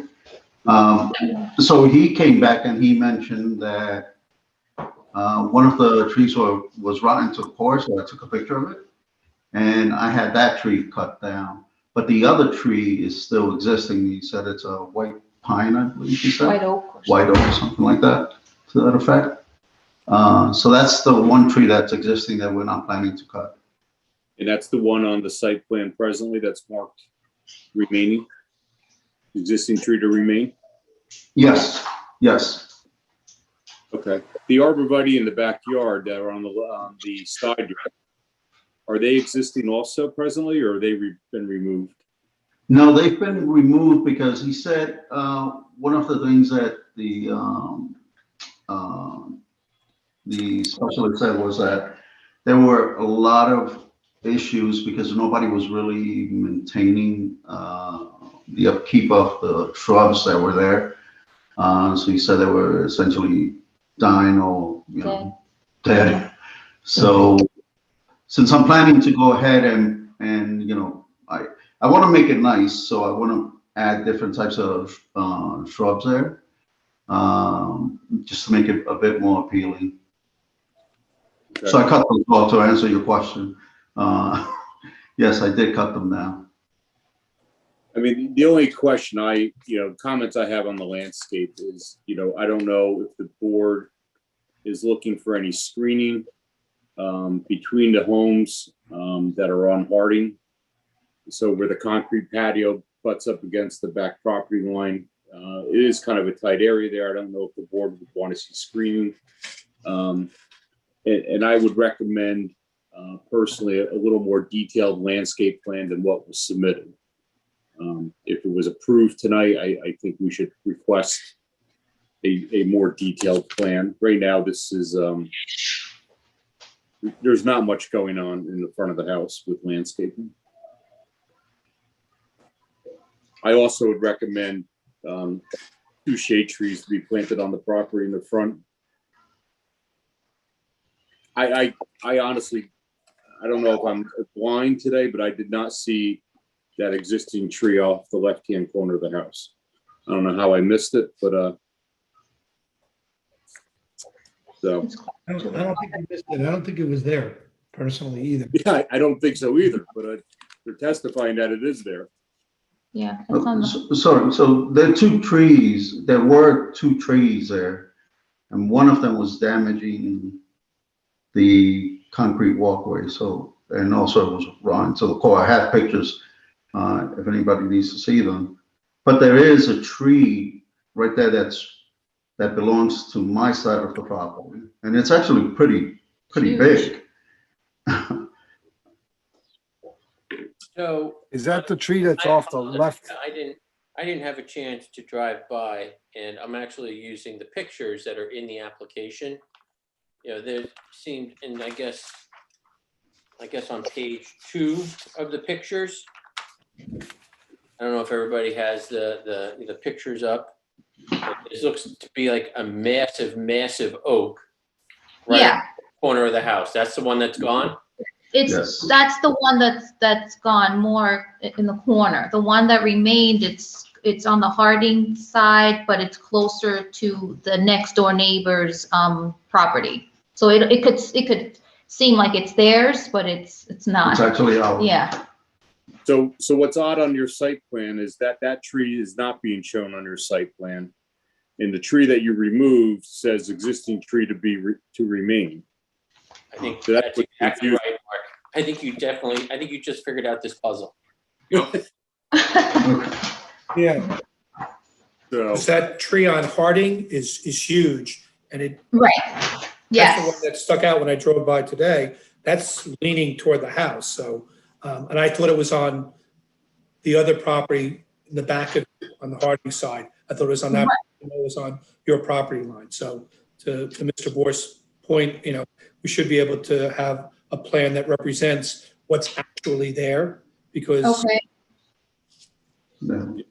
I think, I'm not too hung up on the tree being removed. I mean, if an arborist said it was damaged, I just think that we should request a landscape plan that would include 2 shade trees to be replaced on the property. I think that's a good idea. What a shame. If the intent is to replace those arborvitae that was chopped down, let's put something in there, some jolly greens or something. So, Jolly greens, is that? I like jolly green. That's good. Is that the string beans? Is that Jolly Green Giant, the bean plant, from Jack and the Beanstalk? hey, you guys knew what I meant. But with the understanding that that's the suggestion, but we also, in the near future, very near, we would like to change the fence. So is this a suggestion that you want to see it during the construction, or if it's approved, or after, or within the near future? Well, I think it would No, be. Go ahead. I'm sorry, just, you bring up a question or a point about a fence, and you're on a corner property, correct? So, what are your intentions about putting a fence up? Because if the fence is gonna be in the front yard on Harding, then you're gonna have to get a planning board approval. There's an existing fence there now, Mark. No, Well, there's an existing fence there, yes. the existing fence is behind the plane of the house, so as long as Yeah. it stays that way, that's fine. But Yes, if you desire to try to push it closer to the street, that's gonna trigger a different board approval. And that's certainly something that could be handled at this board if that's what you wanted to do. But we would have to have some kind of a schematic showing us what that intention is. no, we're not planning to go further out. It's just that Okay. because the fence is, we would like to put a different type of fence. We just don't know what. Once we, if it's approved, once we see how the house looks, we would decide what type of fence to That's fine. have installed around the area. So you would be able to put, as long as you stay behind the plane of that corner of the house to where it is now on the survey, you'd be able to do a 6-foot fence, privacy fence along your property line, but you could never go past any plane of the house. So like if you were gonna, well, I see where your fence is now where the shed was removed at the end of the driveway. That's probably what you would want to fence in, that rectangle of the yard, which is what's. Right, correct. You could easily do a 6-foot privacy fence if you wanted, but no more than 6 foot. And I'm only saying that if you had intentions of wanting to fence in the yard further towards the street, you may want to give consideration to do it now so you don't have to go through this process again. Okay. So are you referring to the fence that you can see in the picture that was with the application that says Hartley Road elevation? Sorry, can you? On the Harding Road side, so you have that's probably like walking to your mechanical room, right? The small bump out on the left-hand side of the house? Right, that fence. You're Yes, referring to the fence to the left of that goes to the rear of the property yes, from Edison, right, opposite Edison. yes, opposite Edison, that's correct. Okay.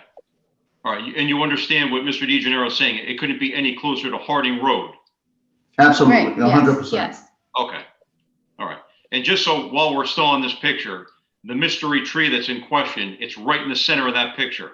That's the one that's gone? Is it in the plan? Let me just, It was one of your pictures that you submitted. There are 4 pictures. Yes, trying to see if we can find the pictures.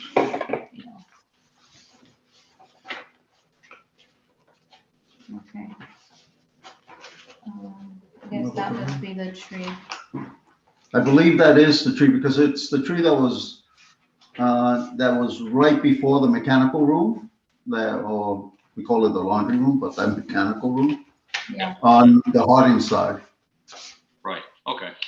All right, so that tree is out. Yes. Yeah. And the reason being, and I have pictures if anybody needs, once they cut it, it was completely rotten to the core. Yeah, no, I understand. Okay. All right, so just to kind of recap, you're planning on replacing the fence. You will be staying behind the front plane of the house on the Harding Road side, so that's not an issue for us. The landscaping that was there is now removed. There were some arborvitae there that I guess were damaged. You're looking to replace that with some new material. And I think to Mr. Borst's point, I think we do have to kind of clean this up. I'm not saying we need a full-blown master landscape plan for this, but what you're proposing is very limited. The sizes are very small. And we just want it to be accurate with what's existing and what is going to be proposed. So should the application be approved, we would want to see a revised landscape plan. Because at the end of the day, and just so you understand, more often than not, Mr. DeGenero is tasked with going out, and it would be a condition upon, I guess, the CO or closeout of the permit, however Mr. DeGenero would determine it. But in order for that paperwork to be closed, that's when you would have to have the conditions met based on any approval for this. So we certainly don't want you to run out tomorrow, if this is approved, and plant new trees because you're going to be doing construction. However, you understand at the end, when you get your final inspections, that's when it would be a requirement to be completed. Okay. Okay. And then you heard Mr. Borst's recommendations, which I do agree with. A couple of shade trees in the front on the Edison exposure. You've taken down at least the one major mature shade tree. So we always try to replace in kind, and we understand that area has some very tall mature trees, which are a risk. So I don't doubt that other one was on its way out. But just to keep up with the beautification of the neighborhood, and you're doing a nice little project on this, we want to see 2 small shade trees in the front. So in your revised, make sure you include that. And then I think what Mr. Borst was getting at is I don't necessarily need to see much more detail. I think I need to see more content of what you're proposing to do from the landscape perspective. Well, when you say what do you mean by the content as to with the shade trees and then the I guess bushes in front of the shrubs in front of the house? Is that what you mean? That's correct. Okay. All right. I mean, just to walk you through your landscape, if I start at the driveway side, we have an Andromeda on the corner, and then we have some low Liriope.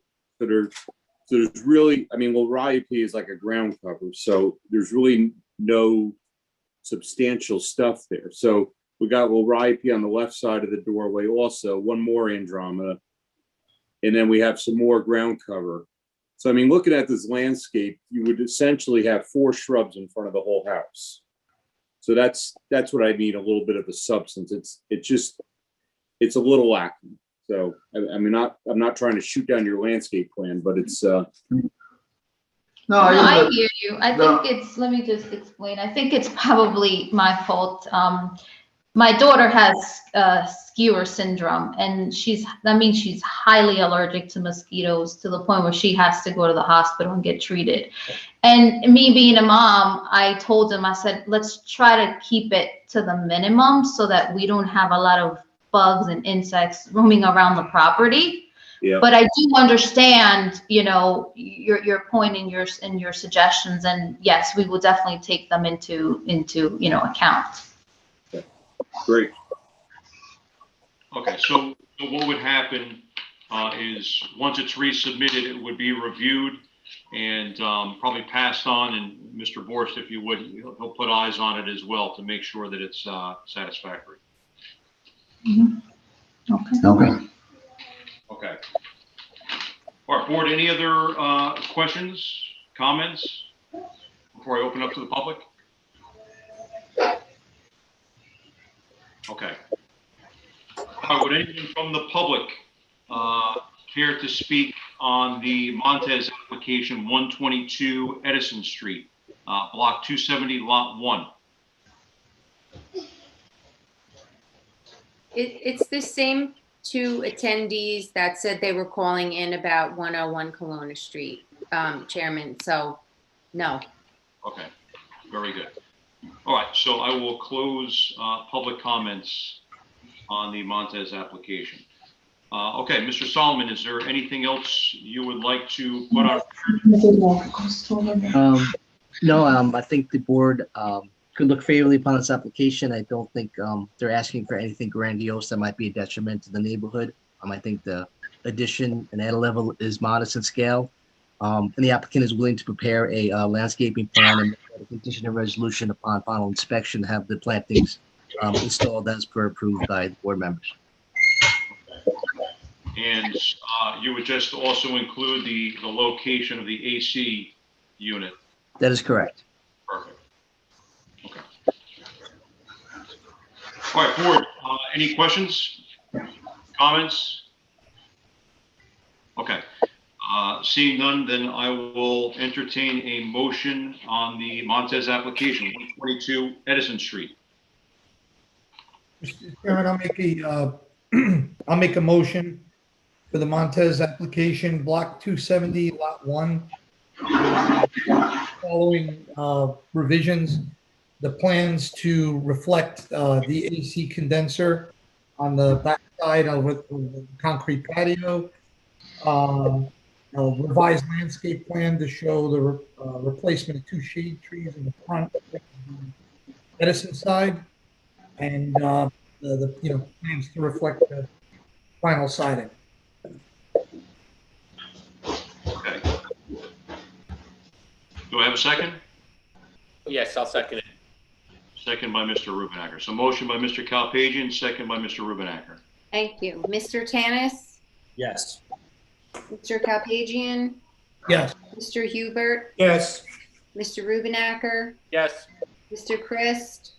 Yes. Mr. Borst? Yes. Chairman Fry? Yes. Okay, Mr. Montez, congratulations. Thank you for your time. Good luck. Thank you so much. Good luck. Thank you. Just make sure you submit the revised documents in a timely manner so we can get everything from a paperwork standpoint in order. Yes, we'll do. I'll send you guys an email tomorrow. Thank you. Lauren. Okay, thank you. Good night. Good Have a night. good night. Okay, next application is the Payery application, 360 Pathway Manor. Good evening, Mr. Chairman, members of the board. For the record, Bruce Whitaker from the firm of McDonald Whitaker, representing the applicants, Donald and Donna Pairley. Good evening, Mr. Whitaker. Good to see you. See you Will all. the real Mr. Bruce Whitaker wave? I got 2 of them on the screen. The other, I think you know me. The other is our architect, okay?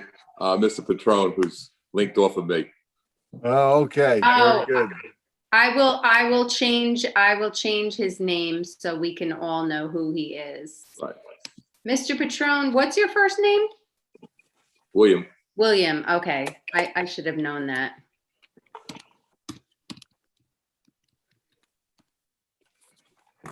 Okay, Mr. Whitaker, the floor is yours. Thank you. This is an application for 360 Pathway Manor in Wyckoff. Property is shown on your tax map as block 316, lot 18. This property is in the R-25 zone. This application is deficient in lot area, being 16,197 square feet, where 25,000 square feet is required pursuant to your ordinance. It's also deficient in lot width, being 111 feet, where 125 feet is required.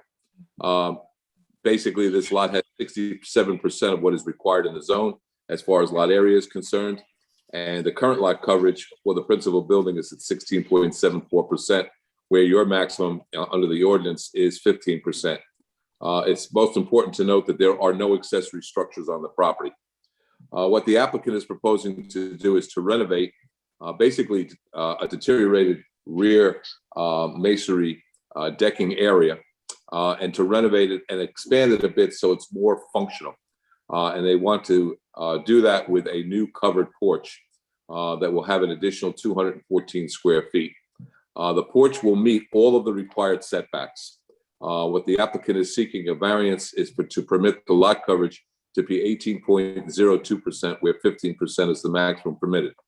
Now, I would suggest to you that this is a very strenuous additional percentage over the 15% if we were talking about an actual structure enclosed. But I would respectfully submit in this instance, what the applicant is requesting is appropriate. I think maybe the photos that are attached to the application says it best. What the and if you look at the photos compared to what the architect has presented as far as the format of what's being proposed, I think the picture is worth 1,000 words. We're basically looking to eliminate this circus tent, for lack of a better term, over the existing masonry structure. That's a portable structure. The canvas part comes down in the winter and you have the metal rods there and framework there. And at this point, just to ensure what I'm representing it would be correct forever, in my application, I've made some stipulations. This would be an open porch that would never be enclosed, and no accessory structure would be placed on the property. And I'm making those stipulations and proposing that if the board looked favorably on this application, that one of the conditions of approval would be a deed restriction that would run with the land in perpetuity, so to speak, so that any future property owner would know that this is a restriction that they would have to adhere to. I would submit to you that variance relief is appropriate under NJSA 40:55D-70C1. In 2004, when this substandard lot was built upon, there was a resolution passed at that time by your board, and it showed and made a finding of fact then under the C1 criteria that the property was unusual by way of deficient area and by way of width, and granted an exception and variance relief based upon that to have this structure built. That was before my client's ownership of the property. And I would respectfully suggest nothing has changed since then. Obviously, the property is still the same. What's important to note is that the little bit of an addition that's proposed beyond what's there now is going to also not only be aesthetically better, but is going to dress up that backyard. There'll be landscaping put around it, again, much better than what you see in the current condition. It is a situation where we're still under the whole 20% criteria if we had an accessory structure out there to do the same thing. And I would say to you also that this entire porch is to the rear and would not be seen from a streetscape perspective. It's never going to be enclosed, but would be open. And it would be, I think, more aesthetically pleasing as it pertains to the neighbors. With that said, I have William Petrone, our architect, as our witness to describe what exists there now and what is being proposed from an architectural standpoint. Mr. and Mrs. Perley are also here to answer any questions as it pertains to this application.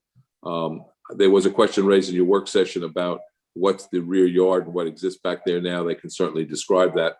To take the mystery out of it, there's landscaping across the rear between their property and the other property. So that can be explained to you also. So unless there's any questions of me, I would like to have Mr. Patron sworn in as well as Mr. and Mrs. Perry. Yep, please do. All three of you, please raise your right hand. You swear or affirm the testimony you give tonight will be the truth, the whole truth, and nothing but the truth, so help you God? Starting with Mr. Patron, if you could just give us your name, spelling your last name, and your business address, and your professional credentials, please. Yes, William Petrone, last name Petrone. I had two offices until COVID. I think the New York office is shut down now, so it's 512 Ackerman Avenue in Glen Rock, New Jersey. I'm licensed in the states of New York and New Jersey for 34 years at this point. I believe I've appeared before the board once many years ago. So, but that was the only time. And Mr. Patron, you've been qualified as an expert witness in the field of architecture before various land use boards? Yes, many, yes. And your license is in good standing? It is.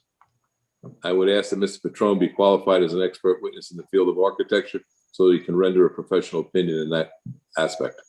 Accepted. Thank you. Mr. Patron, you've been to the property, correct? Yes, I have. And the plans that were submitted with this application, together with the photographs attached, have all been completed by you or under your direction. Is that correct? That's correct, except for the landscaping plan. That is absolutely correct, yes. And with the landscaping plan, you're familiar with that and you're ready to comment upon it tonight. Is that correct? Yes, I am. Yes, I am. So what I would like you to do is take us through what the existing conditions are and what is being proposed. So the photographs are probably the best evidence of what is there now, as I think Mr. Whitaker has described it aptly. There is this structure now over this porch area. Not very attractive. I don't want to say any more than that. It's just not very attractive. And it's not in great shape, just in general. If it was brand new, it would be distracting. What we've proposed, there's a need and use problem. And you can see also from this photograph some of the problems with the existing porch and how it does not accommodate what the client hopes it will accommodate. If you see the photograph in the upper right-hand corner, you see seating, you see a barbecue outside the porch, outside the covered area. What we're trying to do is get everything in a more usable situation under the porch so that they can cook and live and dine under the same structure.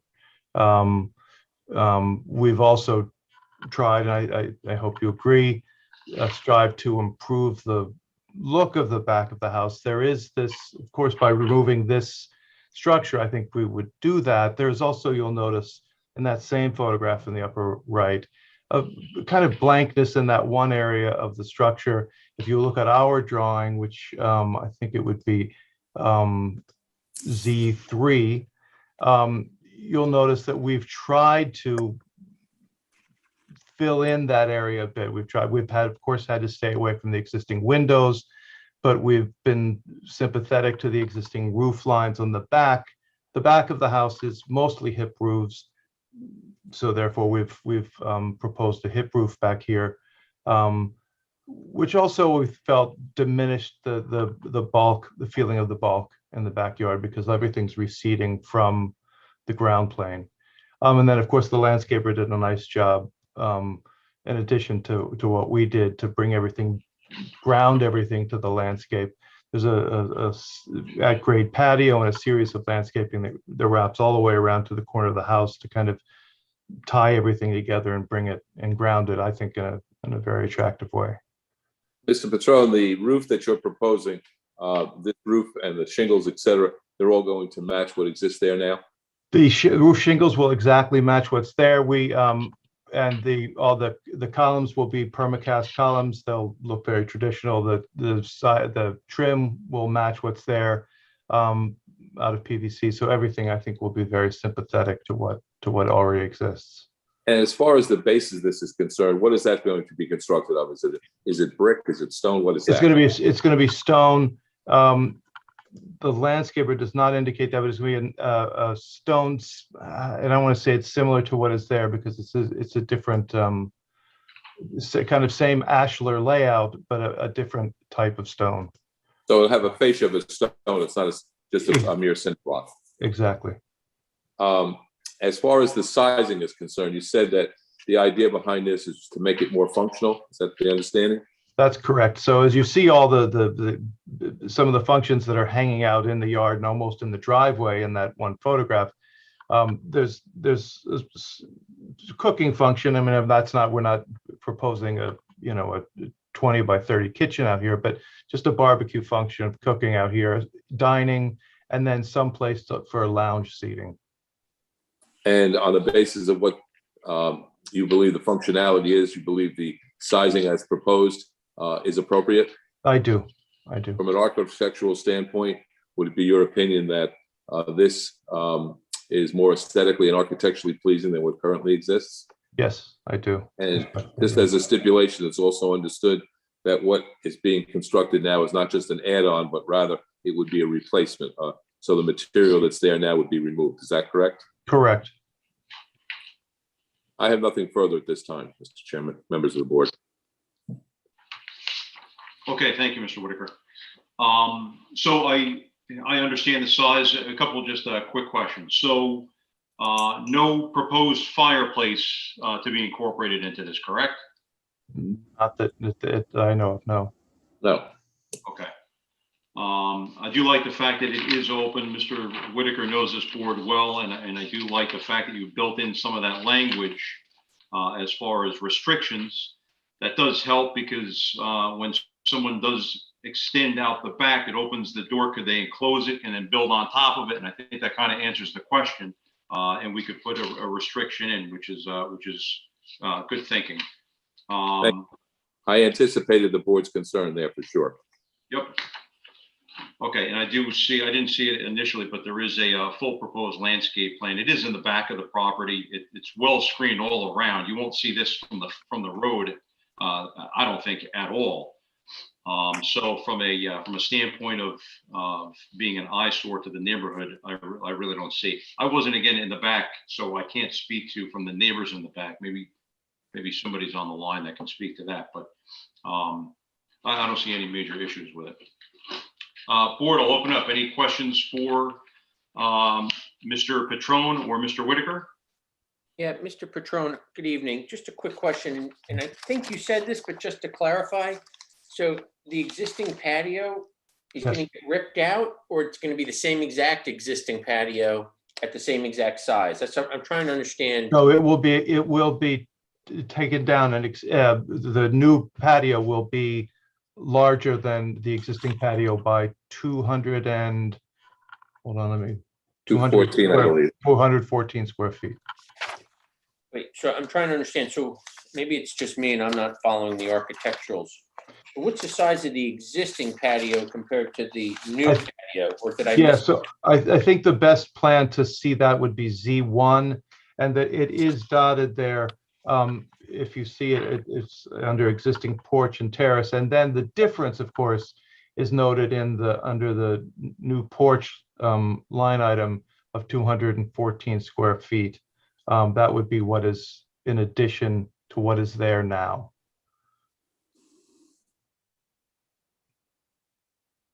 Does that help? I don't know. Maybe it's just me.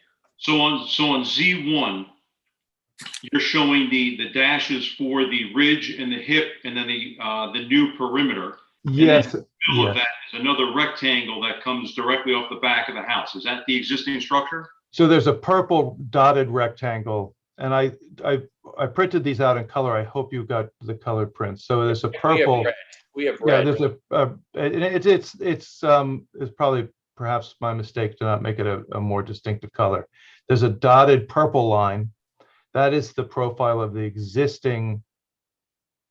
Oh, I see it. Porch. Do you see that? And then the solid purple line is what is the outline of what is proposed.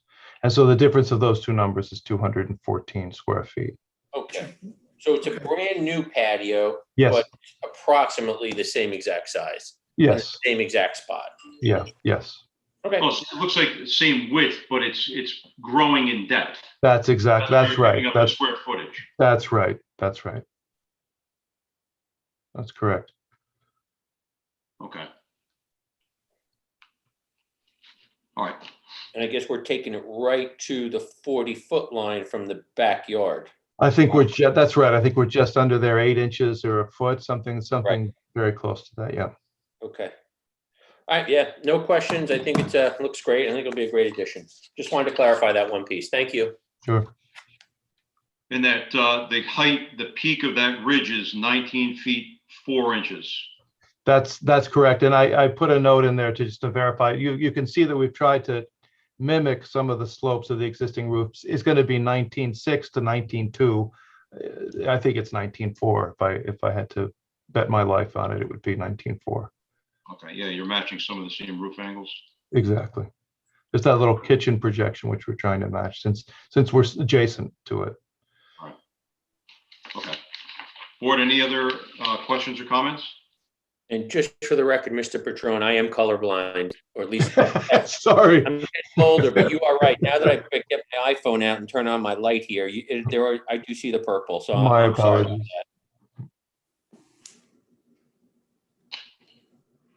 Okay, board, anything else? Nope.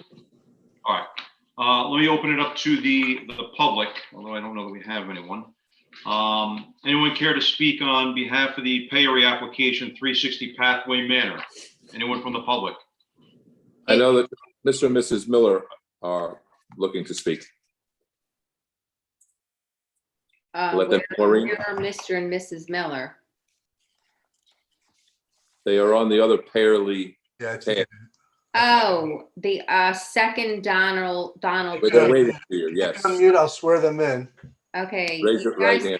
You guys need to unmute. There you go. There you go. Raise your right hand, please. You swear affirm the testimony you give be the truth tonight, the truth, the whole truth, and nothing but the truth, so help you God?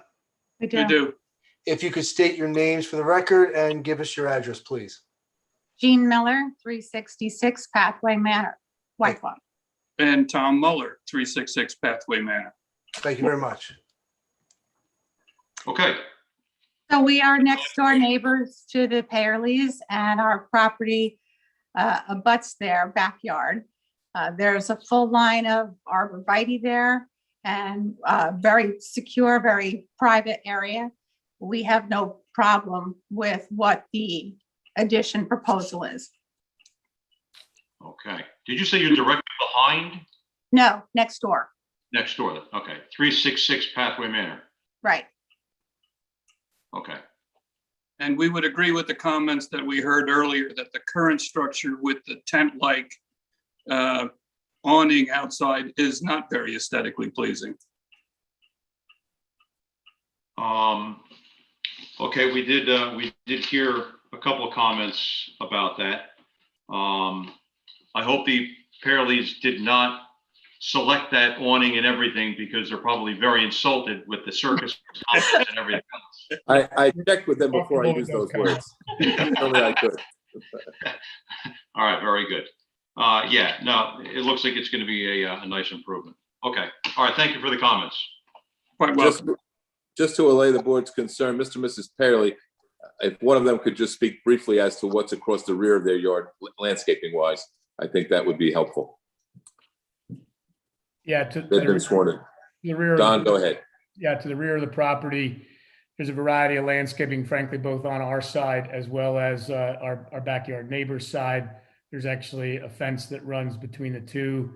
There's a lot of pretty significant old growth trees, and then some smaller plantings, some forsythia bushes, and a few of them that are green all year long, and even a small little rock wall that's back there. So there's a fairly decent break between the 2 yards.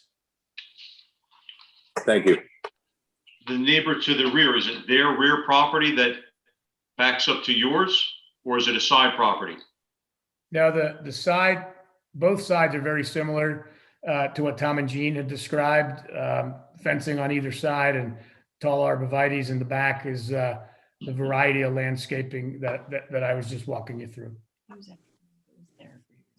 And what is in the backyard of your neighbor? Oh, in the backyard of our neighbor, they actually have a shed, a swimming pool, and a a patio structure that actually is quite similar to what we're looking to add. Okay. Got it. Got it. So it's Yeah. their backyard. Yeah, I pulled it up, Carr, on Google, and it's Brownstone Court, I guess. Yep. Yeah, it looks like it's definitely the backyard neighbor's backyard. Right, exactly. Yeah, I just did the same. Fairly covered, very dense. Yep. Okay. All right, we will then, is there anyone else from the public? I think that's it, right? That's it. Okay. Yes? This concludes our presentation. Okay, well, let me close the public comments. And I'll open it up to the board.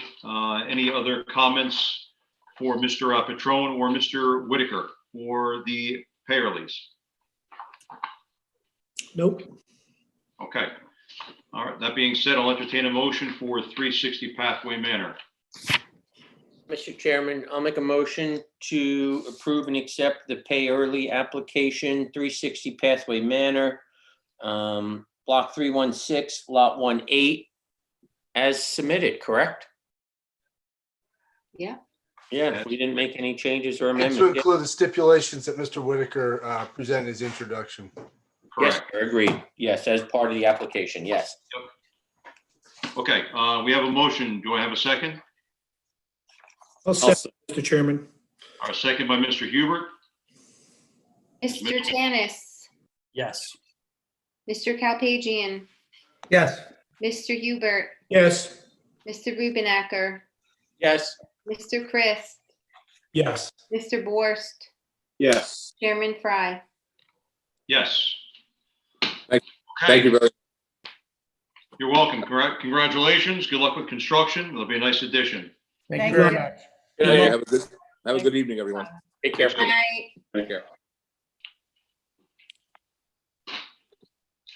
Okay, next up, the Walsh application, 101 Kelowna Street.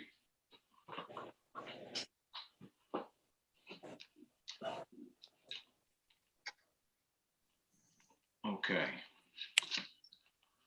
All right, who do we have? My name is Fred Roughgarden. I'm the attorney representing the applicant in this matter. Okay, Mr. Roughgarden. Okay, gotcha.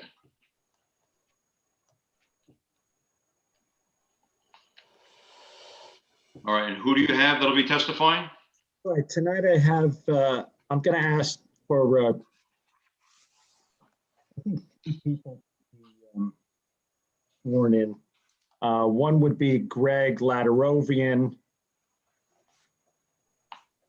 Actually, I think his first name is Krikor, Krikor. He represents the contractor contracted to do the addition. Second would be Gregory Goosen, who represents the architect Ortiz Associates. And third, I think, would be Samantha Walsh, who's the homeowner. Okay. All right, so all will be testifying?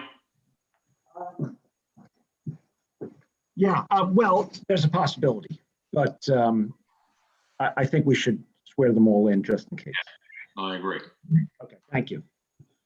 Okay, all three of, if you could please raise your right hand. Do you swear or affirm the testimony you give tonight will be the truth, the whole truth, and nothing but the truth, so help you God? I do. If I could start with our contractor, the architect, and the applicant, if you could just state your name, spelling your last name, and providing your business address or your home address. I am the owner of Captain Bay Construction. My first name is Krikor, Krikor, last name Ladarovian. We are in business for 5 years. Business address is 600 Hyler Street in South Hackensack, New Jersey. Licensed business address is 6 Livy Court, Elmwood Park. Okay. And the architect? Yes, hi, good evening, everyone. Yes. Yeah, I'm the senior project designer for Ortiz Architecture. I'll be honest with you, I don't know whether I'm the only one, but I can't really understand you. There's a lot of like feedback. Do you have another device on by any chance? Yeah, you have to mute your phone or something. Yeah. Yeah. Yeah, my If name is you're- Gregory Goosen. I'm the senior project designer for Ortiz Architecture in Wayne, New Jersey. Okay. Can you just tell us a little bit your credentials, your experience as an architect? Are you licensed in New Jersey? Have you appeared before boards such as this one before? Hold on. Well, can you hear me? Yeah, we can hear you. Okay. Well, I am not registered architect, but I work for Ortiz Architecture as a senior designer. I'm accredited by, I have an architecture degree background from New Jersey Institute of Technology. And I have background experience in single-family residential designs, as well as multi-family designs, condo units ranging from 6 units up to 160 units. Also experienced in design of public designs, as well, schools and things like that. Mr. Chairman, obviously he can testify because anybody can, but I don't think you could swear him, or at least it's my recommendation. He cannot be accepted as an expert in architecture if he's not licensed in New Jersey. So he can testify, but it does not provide expert testimony. Right. No, I agree. So, so you did not prepare the plans that we have as part of this application. Is that correct? I actually did, yes. Oh, you did? Okay. Who signed off on the plans? I think he works under the supervision of the architect Ortiz. Mr. Ortiz. Is Mr. Ortiz here? No. No. Mr. Ortiz signed and sealed the plans. I believe he works as a draftsman for Mr. Ortiz. Right. And I do understand what you're saying, Mr. Becker, but I don't think we're going to get to the point that may be an issue. That's fine. I'm just saying he can testify. I mean, obviously, but I have to at least inform the board inform you that, as I'm sure you know, that it's not necessarily expert testimony. So obviously his testimony is just like any other lay witness. It's not used as expert testimony if anybody challenges that. So I just have to. I understand the limitations of, I'm aware. Okay. All right, that's fine. I think we can move forward. Also, we have the homeowner. Right, Ms. Walsh. Hi, Good evening. good evening. I'm Samantha Walsh, WALSH, homeowner at 101 Kelowna Street. I have my husband, Stephen, behind me as well. Okay. Just for the record too, Mr. Roughgarden, I will mark all your whole submission as A1, and then as any of the witnesses testify, they can just describe whatever item underneath that they're testifying to. Okay, thank you. Okay. All right, it looks like some of the feedback's coming from Mr. Goosen. So just make sure you keep yourself muted. You're coming up twice, actually. Okay, you're muted on the other one too. All right. I think we're good. Go ahead, Mr. Roughgarden. All right, good evening. This application is made on behalf of the homeowners for a addition to their existing one-family home at 101 Kelowna Street. It's in an R15 zone. The lot itself is fairly small, and the home currently located on the property is another fairly small home, not exceeding, I don't think it exceeds 925 square feet. The property also, as it currently exists, does also not have a garage, but it does have some type of accessory shed located in the back. Also, the property does not have a basement. It's built on a slab. So what we have here is a older Cape-style home without a garage and without a basement. So the application is made with the idea of bringing the home up to modern one-family residential structure in, of course, Wyckoff, and also serving the needs of the young family that currently occupies the home. The idea behind the application is to eliminate the shed and add a garage. The idea is also to expand the living area in the property, interior and exterior, and also add a level on the property. I believe, there's a significant hardship with regard to the existing structure because of the lack of the garage, the small home, and obviously the small property. I did listen to the work session carefully. And I listened to perhaps some of the early concerns of the board members just looking at the application as it currently stands.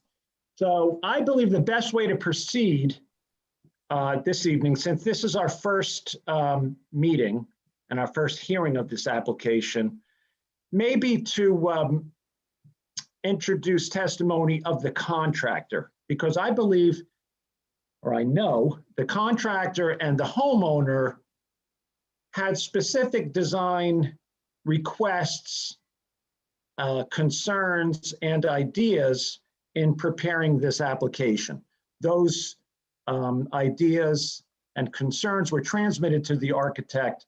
The architect turned them into the plan that's been submitted. So I think at this point, it would be much more helpful to the board if I introduce and take testimony of the contractor, since he in effect is extremely involved in the planning stage of this project. So if I could call Mr. Ladarovian as a witness, please.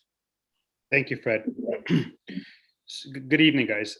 So we are a very prominent construction building company. We are builders in Bergen County primarily.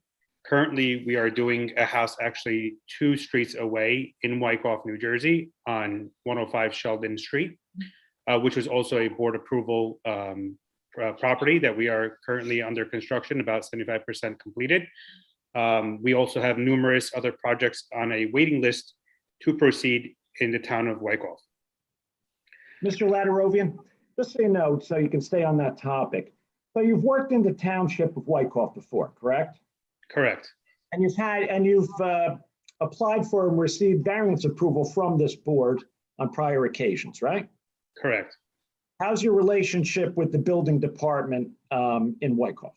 Very good. Any problems with any of your projects? No. All right.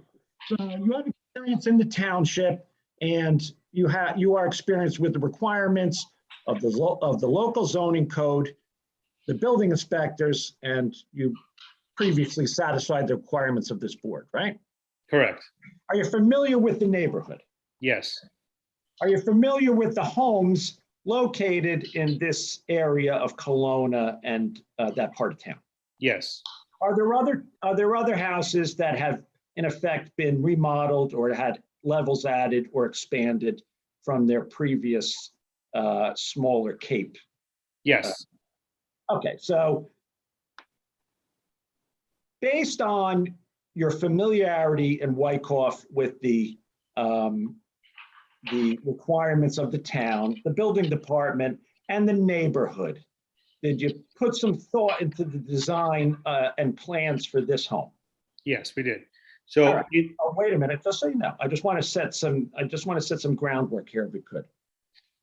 So did you use your experience in the neighborhood and in the town in speaking to the homeowner and coming up with a plan to address what the homeowners wanted? Yes. All right, now's the time to explain what you and the homeowners' thoughts were when you put this plan together? So about 8 months ago, Samantha Walsh and her husband, Stephen, approached us for a conclusive estimate on their current residence. We went to their walkthrough. They had discussed all of their urgencies, their demands on what they want, what type of style house they want, and how much square feet they requested from us in order to make their living space comfortable.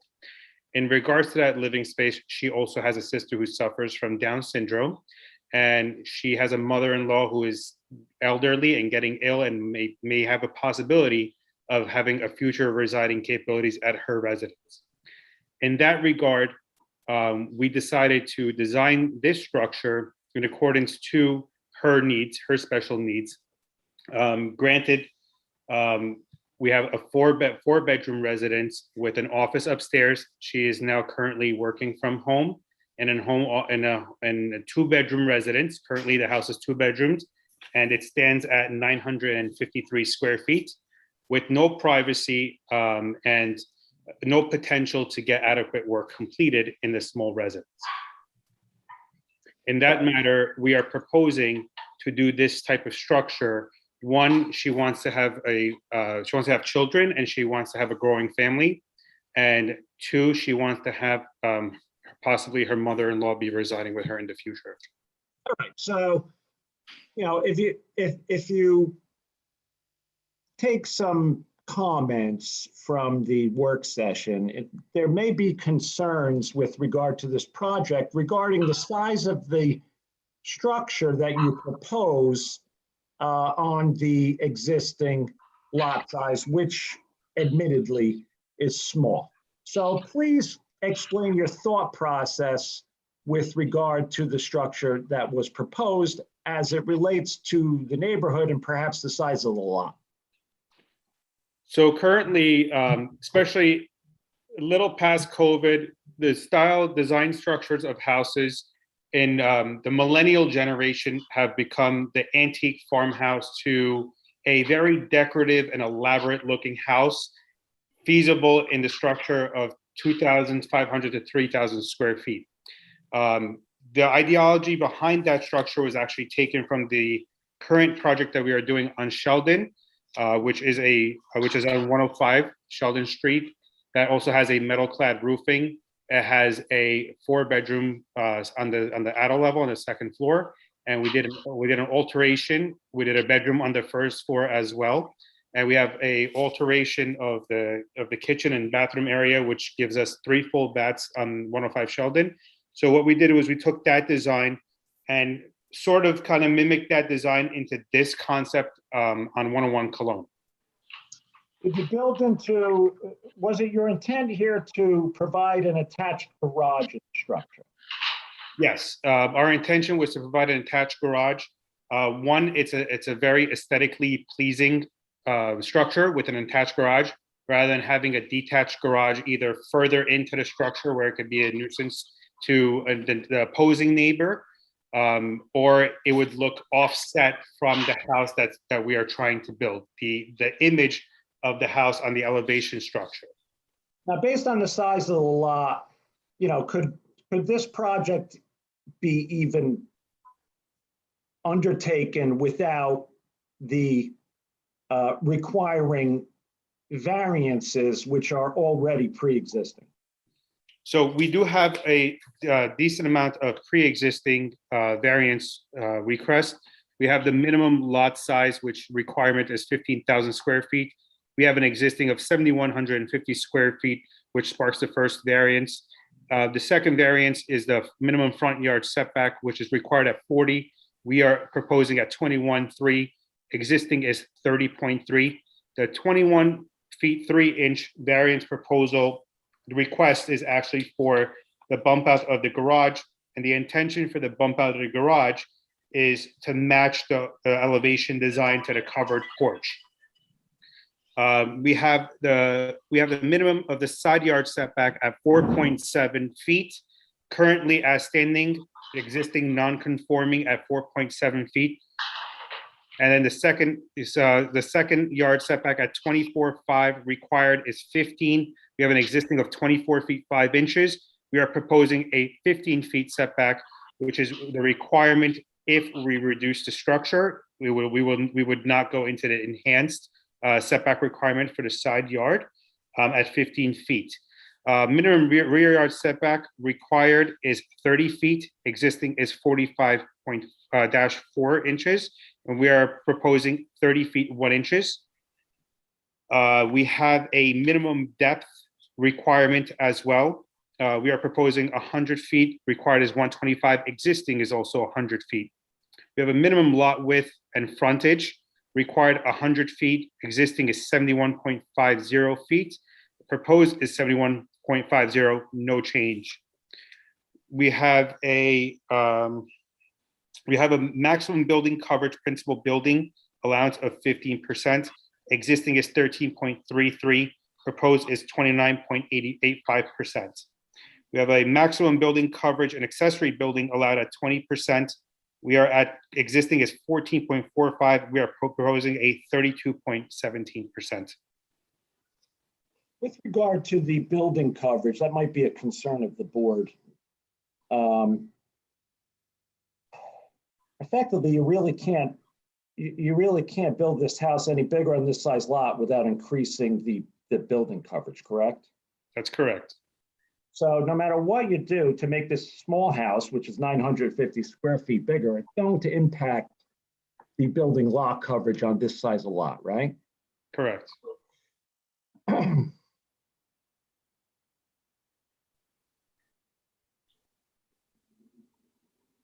At this time, I think I'm going to stop my questions and see if the board wants to address any questions to you. Knowing that Mr. Ladarovian is the driving force behind the design of this project. So he and the homeowner really came up with the design and the plans. So effectively, if the board has questions or concerns, this is the party to address those questions or concerns to. Okay, thank you, Mr. Rothgarten. So maybe a couple things. I appreciate you going through all the existing and what are proposed that will be non-conforming. And you're 100% right. I think some of the glaring ones are under the lot coverage. You're far exceeding what I've ever seen ever approved by this board. So there are a couple of things that are coming into play with that. The lot size being 7,150 feet is certainly one of the driving forces behind it. But can you just talk me through what is making up go through the square footage of the proposed home, and then also what's making up the gross building area? Sure. So in the first floor, we have the garage, which stands at 24 feet, 4.5 inches by 14 feet, 10 inches. That is 335 square feet of garage space. In the existing house footprint, we are still utilizing the same aspects of living space, including a dining room at 15 by 15, essentially. We have a den, which used to be one of the old bedrooms, at 13.7 by 12.6. We have a family room that it is 12 feet by, Greg, help me out on that family room. 12 feet by 18.10. That's with the additional 5 feet extension of the rear.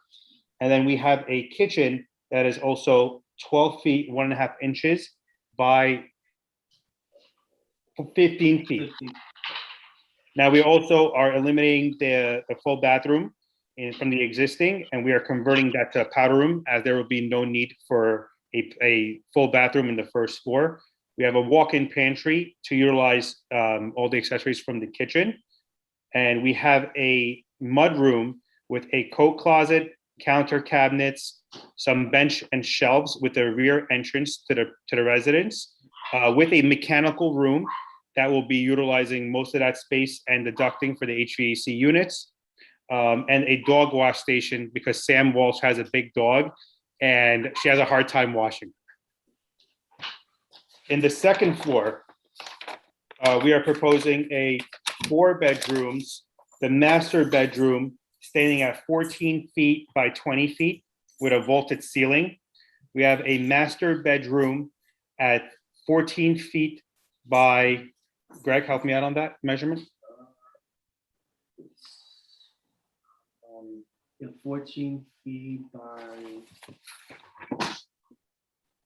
By 6. We have a walk-in closet. So essentially what we created is a master suite. One that is what is the desirable layout of a colonial in this design. And then we proposed a bedroom 3 at 14 feet by 12 feet, excuse me. Bedroom number 1, which is an offset bedroom. It is not a full square bedroom, at 10 feet by 14 feet. We have an office setting. It's a very small office, very irregular. Instead of making an open foyer there, we decided to utilize that square feet to make an office for Sam.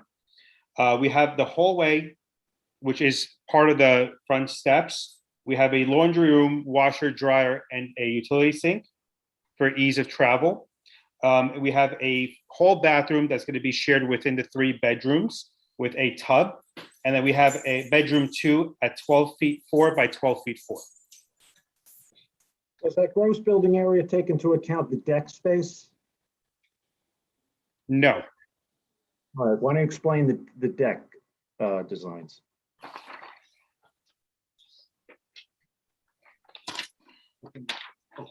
So on the proposed deck, we have an open wood deck with trellis on one side, and on the other side, we have a covered wooden deck area with a outdoor gas fireplace.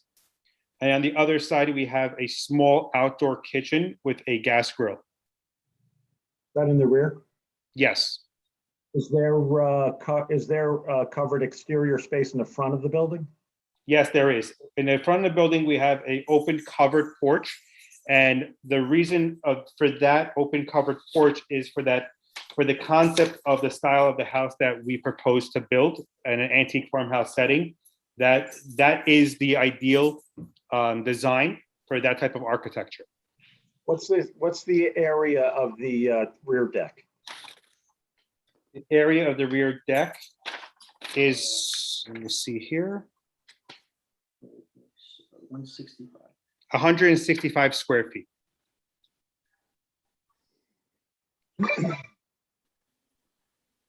The first floor living area is how many square feet? The first floor living area currently stands at 953 square feet with an addition of 380 square feet, which totals 1,533 square feet. 1,333 square feet. My apologies. That does not include the garage? It does not include the garage. All right, thank you.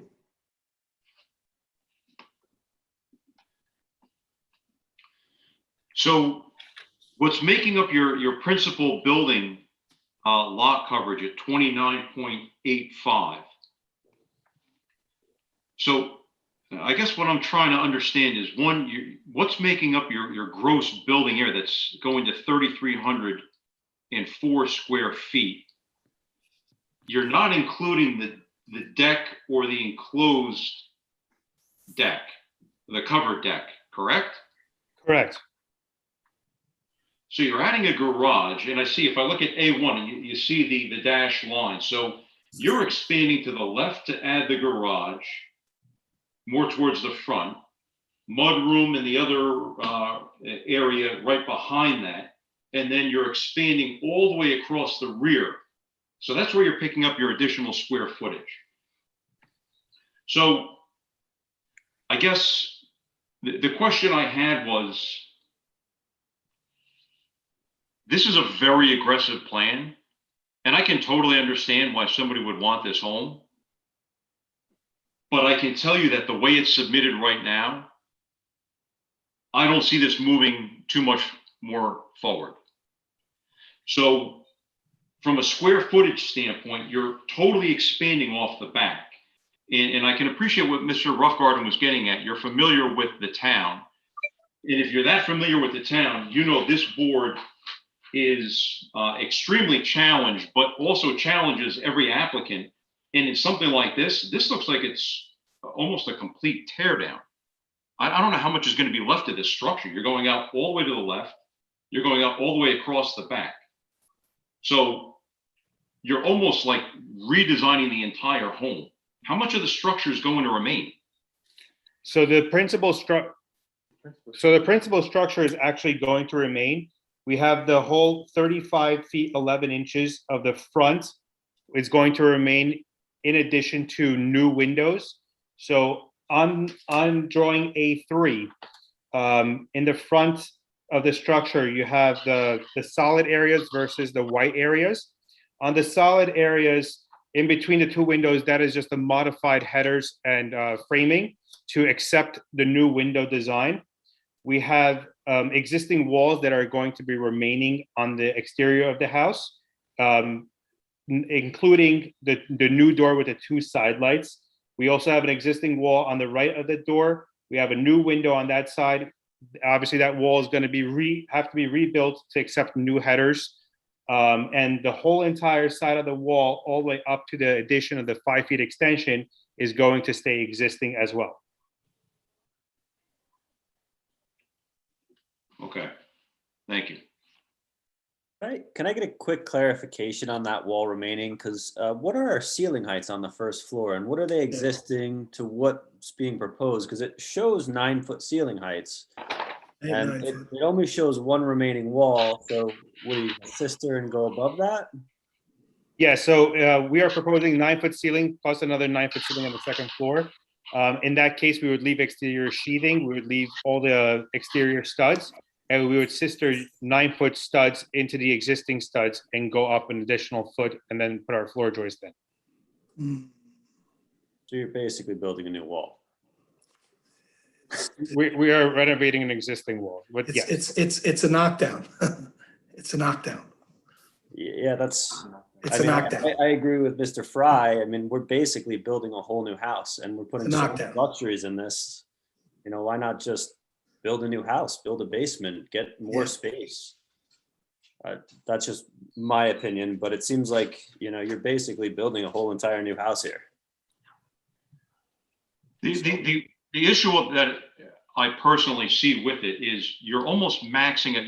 You're doubling where you are currently. And let's face facts, and you're familiar with that area. These homes were built and designed like that for a reason. The lots are small, the houses are all small, tiny little capes. Through time, they've dormered out the back, they put dog houses on the front.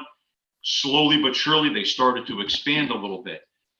You're 4 foot off the property line, and you're going to almost 35 feet in height. You're adding all sorts of structures off the back of the property, which I'm still trying to see how that adds into the equation if it's not an accessory structure. So I'm still trying to figure out how you're getting the 29.85 on principal structure, unless it is just that garage and the additional footage off the back of the house. But that doesn't seem like you're doubling. No, we on section J, I believe there is a typo on the building gross area. We were just discussing that before. The 1668 plus the 1636 may be a typo at 3304, because calculated cumulative square feet of the actual living space is at 2969, not including the 335 square feet for the garage.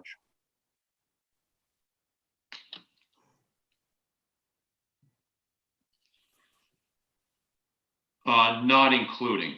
So you're referring to the gross building area, though. That's your 1668 plus 1636? Yes. If we're covering a deck in the back, doesn't that account for gross area also? No, it does not. Not if it's open, I don't believe. Maybe Mr. DeGennaro can enlighten us. But the garage would have to be counted in that. I'm pretty sure a covered deck or patio counts towards your square footage, right, Mark? Can you ask me that? For gross building area, Mark, what I'm trying to figure out is item number 5 in the section J. the principal building right now is 13.33 conforming. They're going to propose to go to 29.85. And I'm trying to understand what is making that so high. And if I see a covered wood deck and then an open wood deck, but I only see 2.32% on accessory structure, I'm just trying to understand how those numbers come in. Open deck is considered accessory structure. The covered deck is basically an outdoor patio, covered patio, open patio, which is attached to the principal building, and it counts as a principal building coverage. The open deck is an accessory structure, has no roof over it. It's considered as accessory. The covered portion, because it has a roof and it's attached to the house, makes it principal. Okay, so the 29.85 is the house and it's the covered deck. Correct. So the 2.32 is your open wood deck. 166 square feet.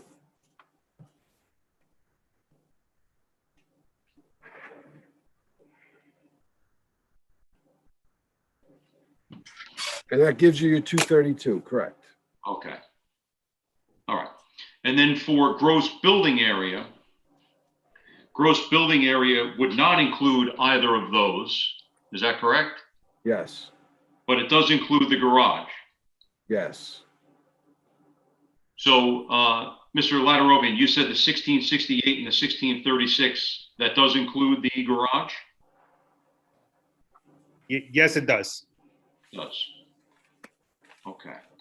So that's how you're getting to 3304. So, Mr. Chairman? Yeah.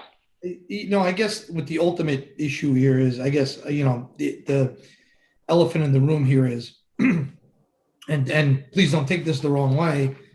It's a great house, great design. I could see somebody wanting this, and the house is designed nicely. But if you wish to have, whether the gross building area is 2,900 or 3,300, when you buy a 7,100-foot lot and it's your desire to have that, you just don't buy a lot like that and, want a house that's 3,000, roughly around 3,000 or more square feet. It's just not, I don't, I'm challenged with that fit, period. Regardless of whether this is 2,900 or 3,300, that's the challenge I see personally in a nutshell. And then, going to 34 feet with that mass structure, I know there's 21 houses on that block, and there's 3 homes that even come close to, that 30+ foot mark on the block. So it's really not going to fit in at, it's going to look massive compared to everything else on that street. And I get it, there has to be turnover and whatnot, but that's the ultimate challenge I see. I could totally see wanting the house. I get it. The design's great. It's the wrong lot. Personally. And Mr. Chairman, I'm with Ed here. We could spend all night twisting and turning this thing. This thing needs to go back to the drawing board, in my idea. We could spend 5 hours redesigning this house and commenting. It's too big for this lot. It's too big for this neighborhood, period. I don't know how much more we can talk about this.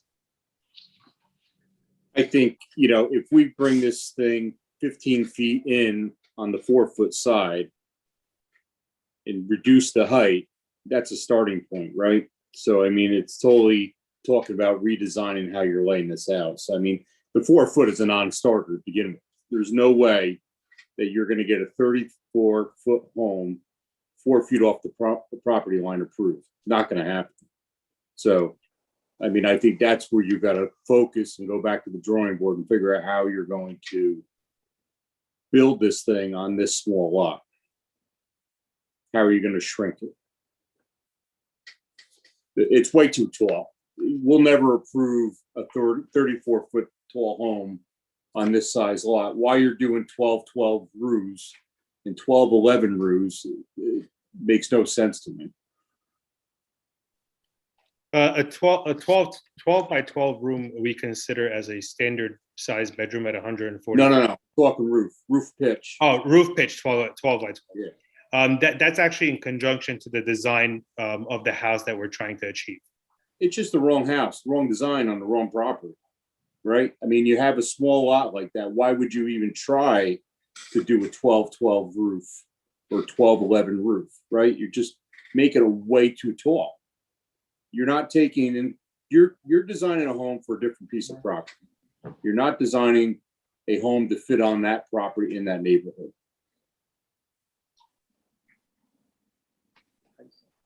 Okay, so we have a couple different opinions here, actually a lot of the same opinions. So just for the benefit of Mr. Roughgarden and everyone that's providing testimony, I just want to kind of go around. So I do share the same sentiment. To me, this is a tear down. And that was what I had mentioned in the work session. My question is, what was done to try to make this house conforming, to make the board's decision rather simple? We know this is a challenge. And that is like the very first thing that you have to consider. Not like we're going to go for something that the board has never, ever approved before and go to the max on so many different items that require a variance, which makes it so difficult for the board to ever approve. Because one, it's unprecedented. Two, there's no way we could sell the benefit outweighs the detriment, because I don't know, other than the homeowner, it's not conforming to that neighborhood. And you're very familiar with, you've done some nice work in the area, and throughout the last 5 to 10 years, they've had some really nice projects, all challenging. This one seems to eclipse all of those. And the property is extremely undersized. So I think that's what I had started out saying. This is kind of a square peg in a round hole. And I'm not taking anything away. I think on a different lot, it's a wonderful design. And I can totally understand why you would want to go in that direction. But I think there are way too many things. And I do want some other board members to speak that maybe haven't spoken, just so you kind of hear where we are and everyone has an opportunity. And maybe they can shed some light on some things that you should consider maybe in the next round. So I don't know, Mr. Chris, I don't mean to put you on the spot. Ms. Rizvani, if you have any other comments or you have a completely different opinion, by all means, we'd like to give them some feedback so they understand, the board's perspective, and understand it isn't maybe one or two people that have a concern, that it could potentially be multiple. So in all fairness, please, add whatever comments you would have. Yes, I'd be happy to do so.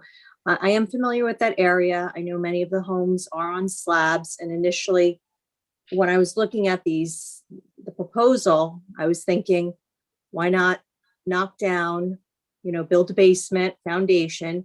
That's where you're going to gain your square footage and then be able to work within the confines. I like that there is a garage being added.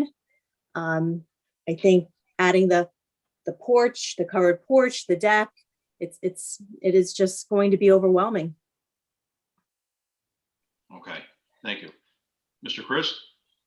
I agree with the commentary from the other board members. I think very nice home. I really like the design, but too big for the lot. I think Mr. Borst was correct in saying that if you're going to knock down the home, the 4-foot setback on the right side is too close to the boundary, and the height here, 35 feet is or 34 and change is high. Okay, thank you. Yeah, and I think, sorry. Okay. Not to add on, but I also want to call attention to the front yard where, we're not only, we're going from 30 to 21 and also going up as well. So, I just think the fact that it's not just a first floor going into, and that's, I don't know, to the applicant, it's not just the first floor that we're exceeding all these setbacks, but it's a second floor and at such height. And it's not just one side, it's the front yard that's going to be deficient. It's the other side yard that's going to be deficient because your side yard setback goes from 15 to 20 with all this square footage. So it's just, there's just so many variances on here, and it's such a large house on such a small footprint. It's almost like a non-starter, unfortunately. Okay. All right. Anyone else have any other comments or questions? All right. So what I would like, I see there were some people from the public. Mr. Roughguard, is there, well, we didn't get into the other testimony with Mr. Goosen at this point, but maybe. I'm really going to put him up. I mean, there's been a lot of feedback, and to tell you the truth, that's why I put Mr. Ladarovian up first. Okay. So I think our goal has been achieved here. So, I would like to carry it through public. I would, if people here that want to speak on the project, I would like to hear it. Yeah, no, that's what I was going to suggest. I don't think I'm going to present any other testimony, because if we're going to bring the homeowner in, I'd rather do it, if we're going to do some type of redesign, I'd rather have the homeowner speak at that time when we and comment on the final, as opposed to something that may be changed right now. Okay. All right. I would agree. Okay. So that was kind of my point. So I would like to open it up to the public, since we have had people that have been hanging on the line. So at this point, I'll open it up to the public. If anybody that has stayed on would like to speak on behalf of the Walsh application, 101 Colonna Street. Yes, good evening. This is Mario Russo. Russo, I'm gonna have you sworn in. Can you raise your right hand, please? Yes, sir. You swear or affirm the testimony you give tonight will be the truth, the whole truth, and nothing but the truth, so help you God? I do. If you could again state your name for the record, spelling your last name, and providing us with your address. Sure. Mario, M-A-R-I-O, Russo, R-U-S-S-O. Along with me, sir, is Nicole Menente, the homeowner. Yep. I don't know if you need to swear her in as well. Yes, if she's going to testify. Sure. Yep, I'm here. Raise your right hand, please. You swear or affirm the testimony you give tonight with the truth, the whole truth, and nothing but the truth, so help you God? I do.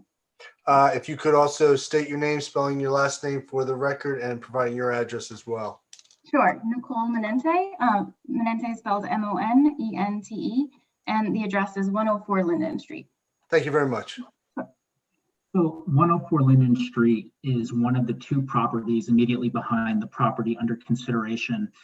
We just had a few questions, comments, and concerns, most of which admittedly were addressed by this board. We still appreciate you hearing from us. Some of those concerns, as echoed by the board, were about the size of the home. We also had some clarifying questions regarding the extent, if any, that the proposed home would encroach on the rear setback of the property. Given the potential non-viability of the proposed plan and the fact that it might get resubmitted, we respectfully would like to hold our questions and comments and reserve our right to raise them if necessary when the plans get resubmitted. Okay, certainly.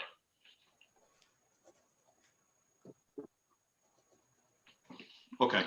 Was there anyone else from the public that wanted to speak on the Walsh application?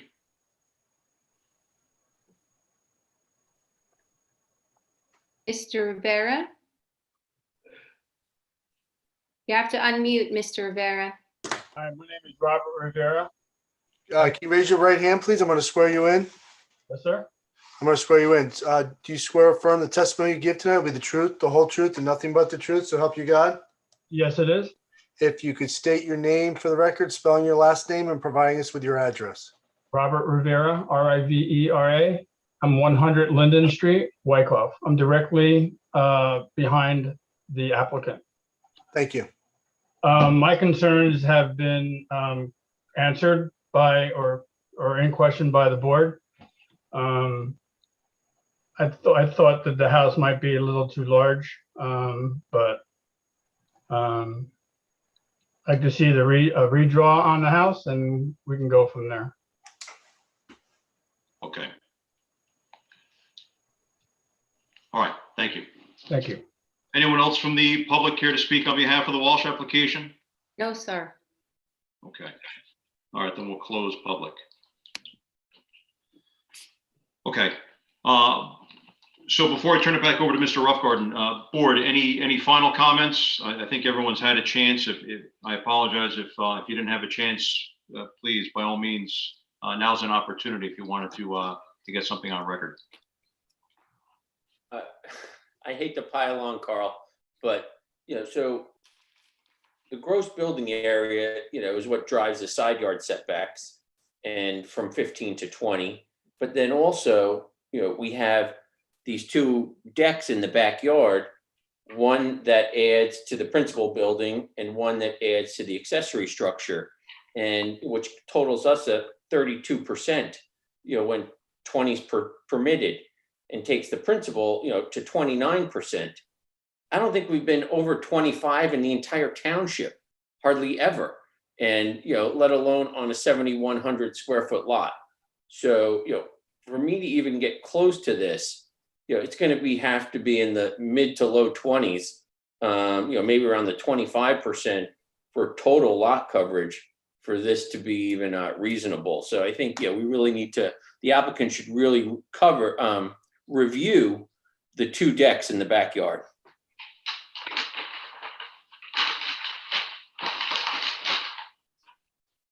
Agreed.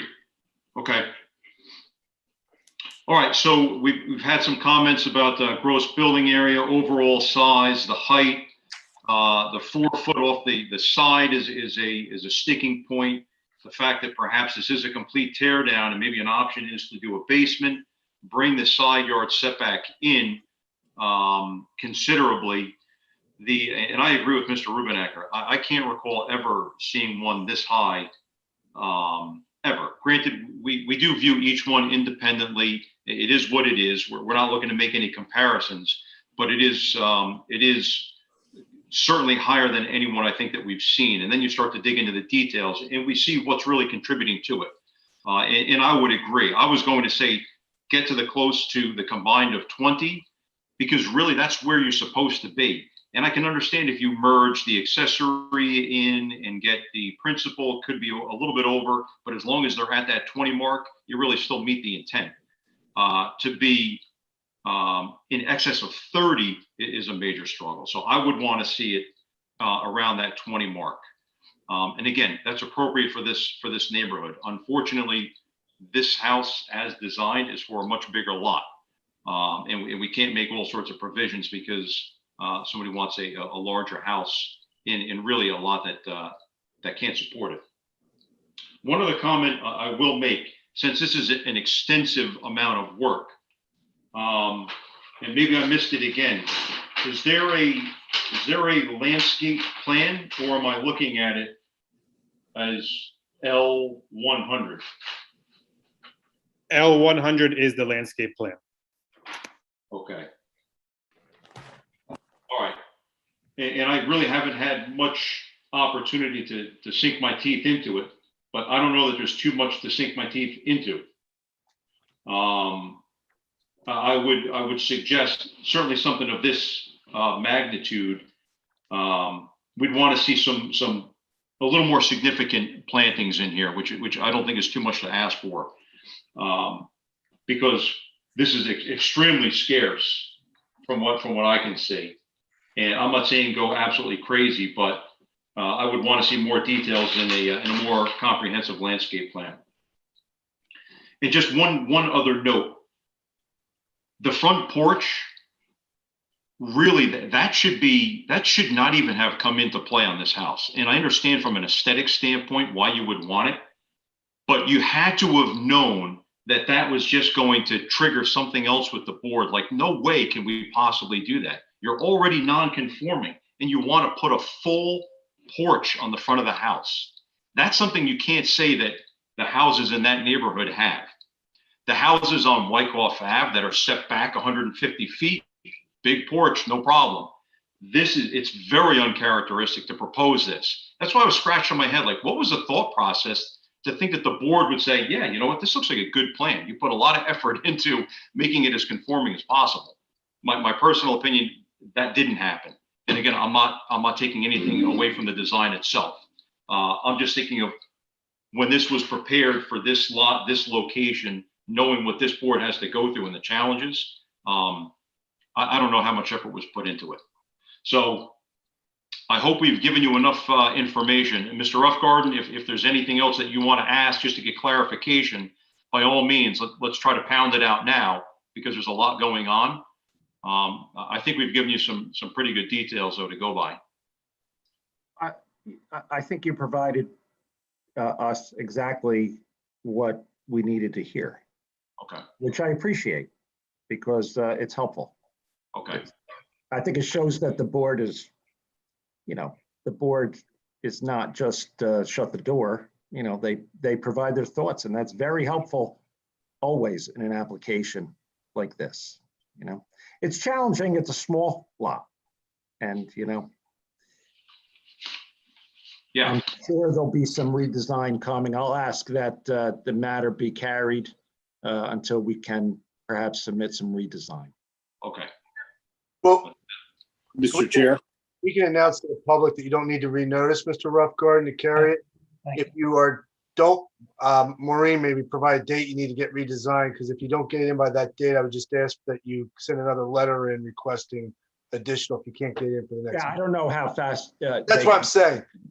I don't know if we can make next meeting. I have to speak to the. Right, so that's what I'm saying. Just if you can't get it in by, Maureen, do you have a date they would need? Yeah, it's got to be at least 10 days before the next meeting, and the next What, May meeting 20th? is May 20th. So 10 days or more before, because the township engineer has to review it, So if you don't think you can, Mr. Roughgarden, just submit a letter requesting to be carried further. All right, thank you. One other comment, I don't know if anybody picked up on it, but every tree on the property is going to be removed according to the plan. So, I mean, just something to think about. I looked at the trees today and spent a little time looking at it. I understand why the ones in the front yard have to go, but I didn't understand why all of them had to go in the backyard. One towards the far rear line, I thought could have been salvaged. The one over in front of the shed, I felt that could have been salvaged. So if you're going to propose to take Old Mall down, I think you need to beef up your landscape plan considerably if that's going to happen. So just keep that in mind for your next meeting.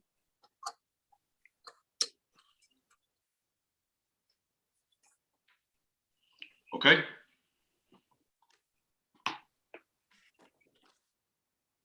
Mr. Roughgarden? Yeah, well. You heard? Okay. Mr. Becker told me we're carried, so that was my request. We're going to resubmit with some redesign. Okay. And you heard Mr. Boer's comments, correct? Oh yeah, about the tree? Yep. The trees? Yeah, absolutely. I'm sure I'm sure we've noted all the comments. And again, like I said, I appreciate the board providing a little direction. It's always helpful and much appreciated by me and the builder, always. Thank you. Okay, very good. Then if you can, within 10 days before the next meeting, get the information over. If not, then like Mr. Becker said, just send notification to carry to the following meeting, just so we're aware. Okay, thank you. Thank you very much. Okay. Board, any other questions? Maureen, is there any dialogue with starting to open back up to have in-person meetings? Well, we had our planning board meeting last night in person in the courtroom. But it was very uncomplicated. We had one on for completeness, one fence, and one soil movement. One applicant represented herself. and the other applicant only had an engineer. So we were able to accommodate the board members and the applicants in the courtroom. Different story for the zoning board. You know, you saw how many people we had online tonight. We had 24 panelists. So No, I was just asking, just so the board's informed in case a decision's gonna come up, so they're ready for it. yeah, I mean, Bob had said that some of the boards can go back to in-person if it's feasible with the type of meetings and the amount of people that we're gonna have there. I guess it's a conversation that somebody's gonna have to have. I'm not gonna be the one to make that decision. I think it would be difficult for the zoning board to go back. We have many applications right now that are, you know, piling up in my office that Mark has to review for completeness, 5 or 6 for next month, already a few hanging out there for the following month. And then we might have the Electrify America come back. We'll have this application, so we're gonna have some pretty full agendas. Yes, we are. That does make it difficult to be back in person. Yeah, I mean, I know you guys are anxious to do that, but logistically, to have people waiting outside and have people at the door taking temperatures and filling out waivers, and I don't know, you know, let the powers that be have that conversation and I'll go with the flow, but I think for our purposes with the zoning board, this seems to work. But I think we've gotten pretty used to it. yeah, Only a couple of hiccups. Okay, I was just curious. Thank you. All right, board, anything else? Can I get a motion to close? So moved. Second, Moved. all in favor? favor. Aye. Aye. Aye and bye. Aye and bye. All right, everyone. Good night, everybody. Take Good care. night, everyone. Good night. Cheers. See you next month. Yes.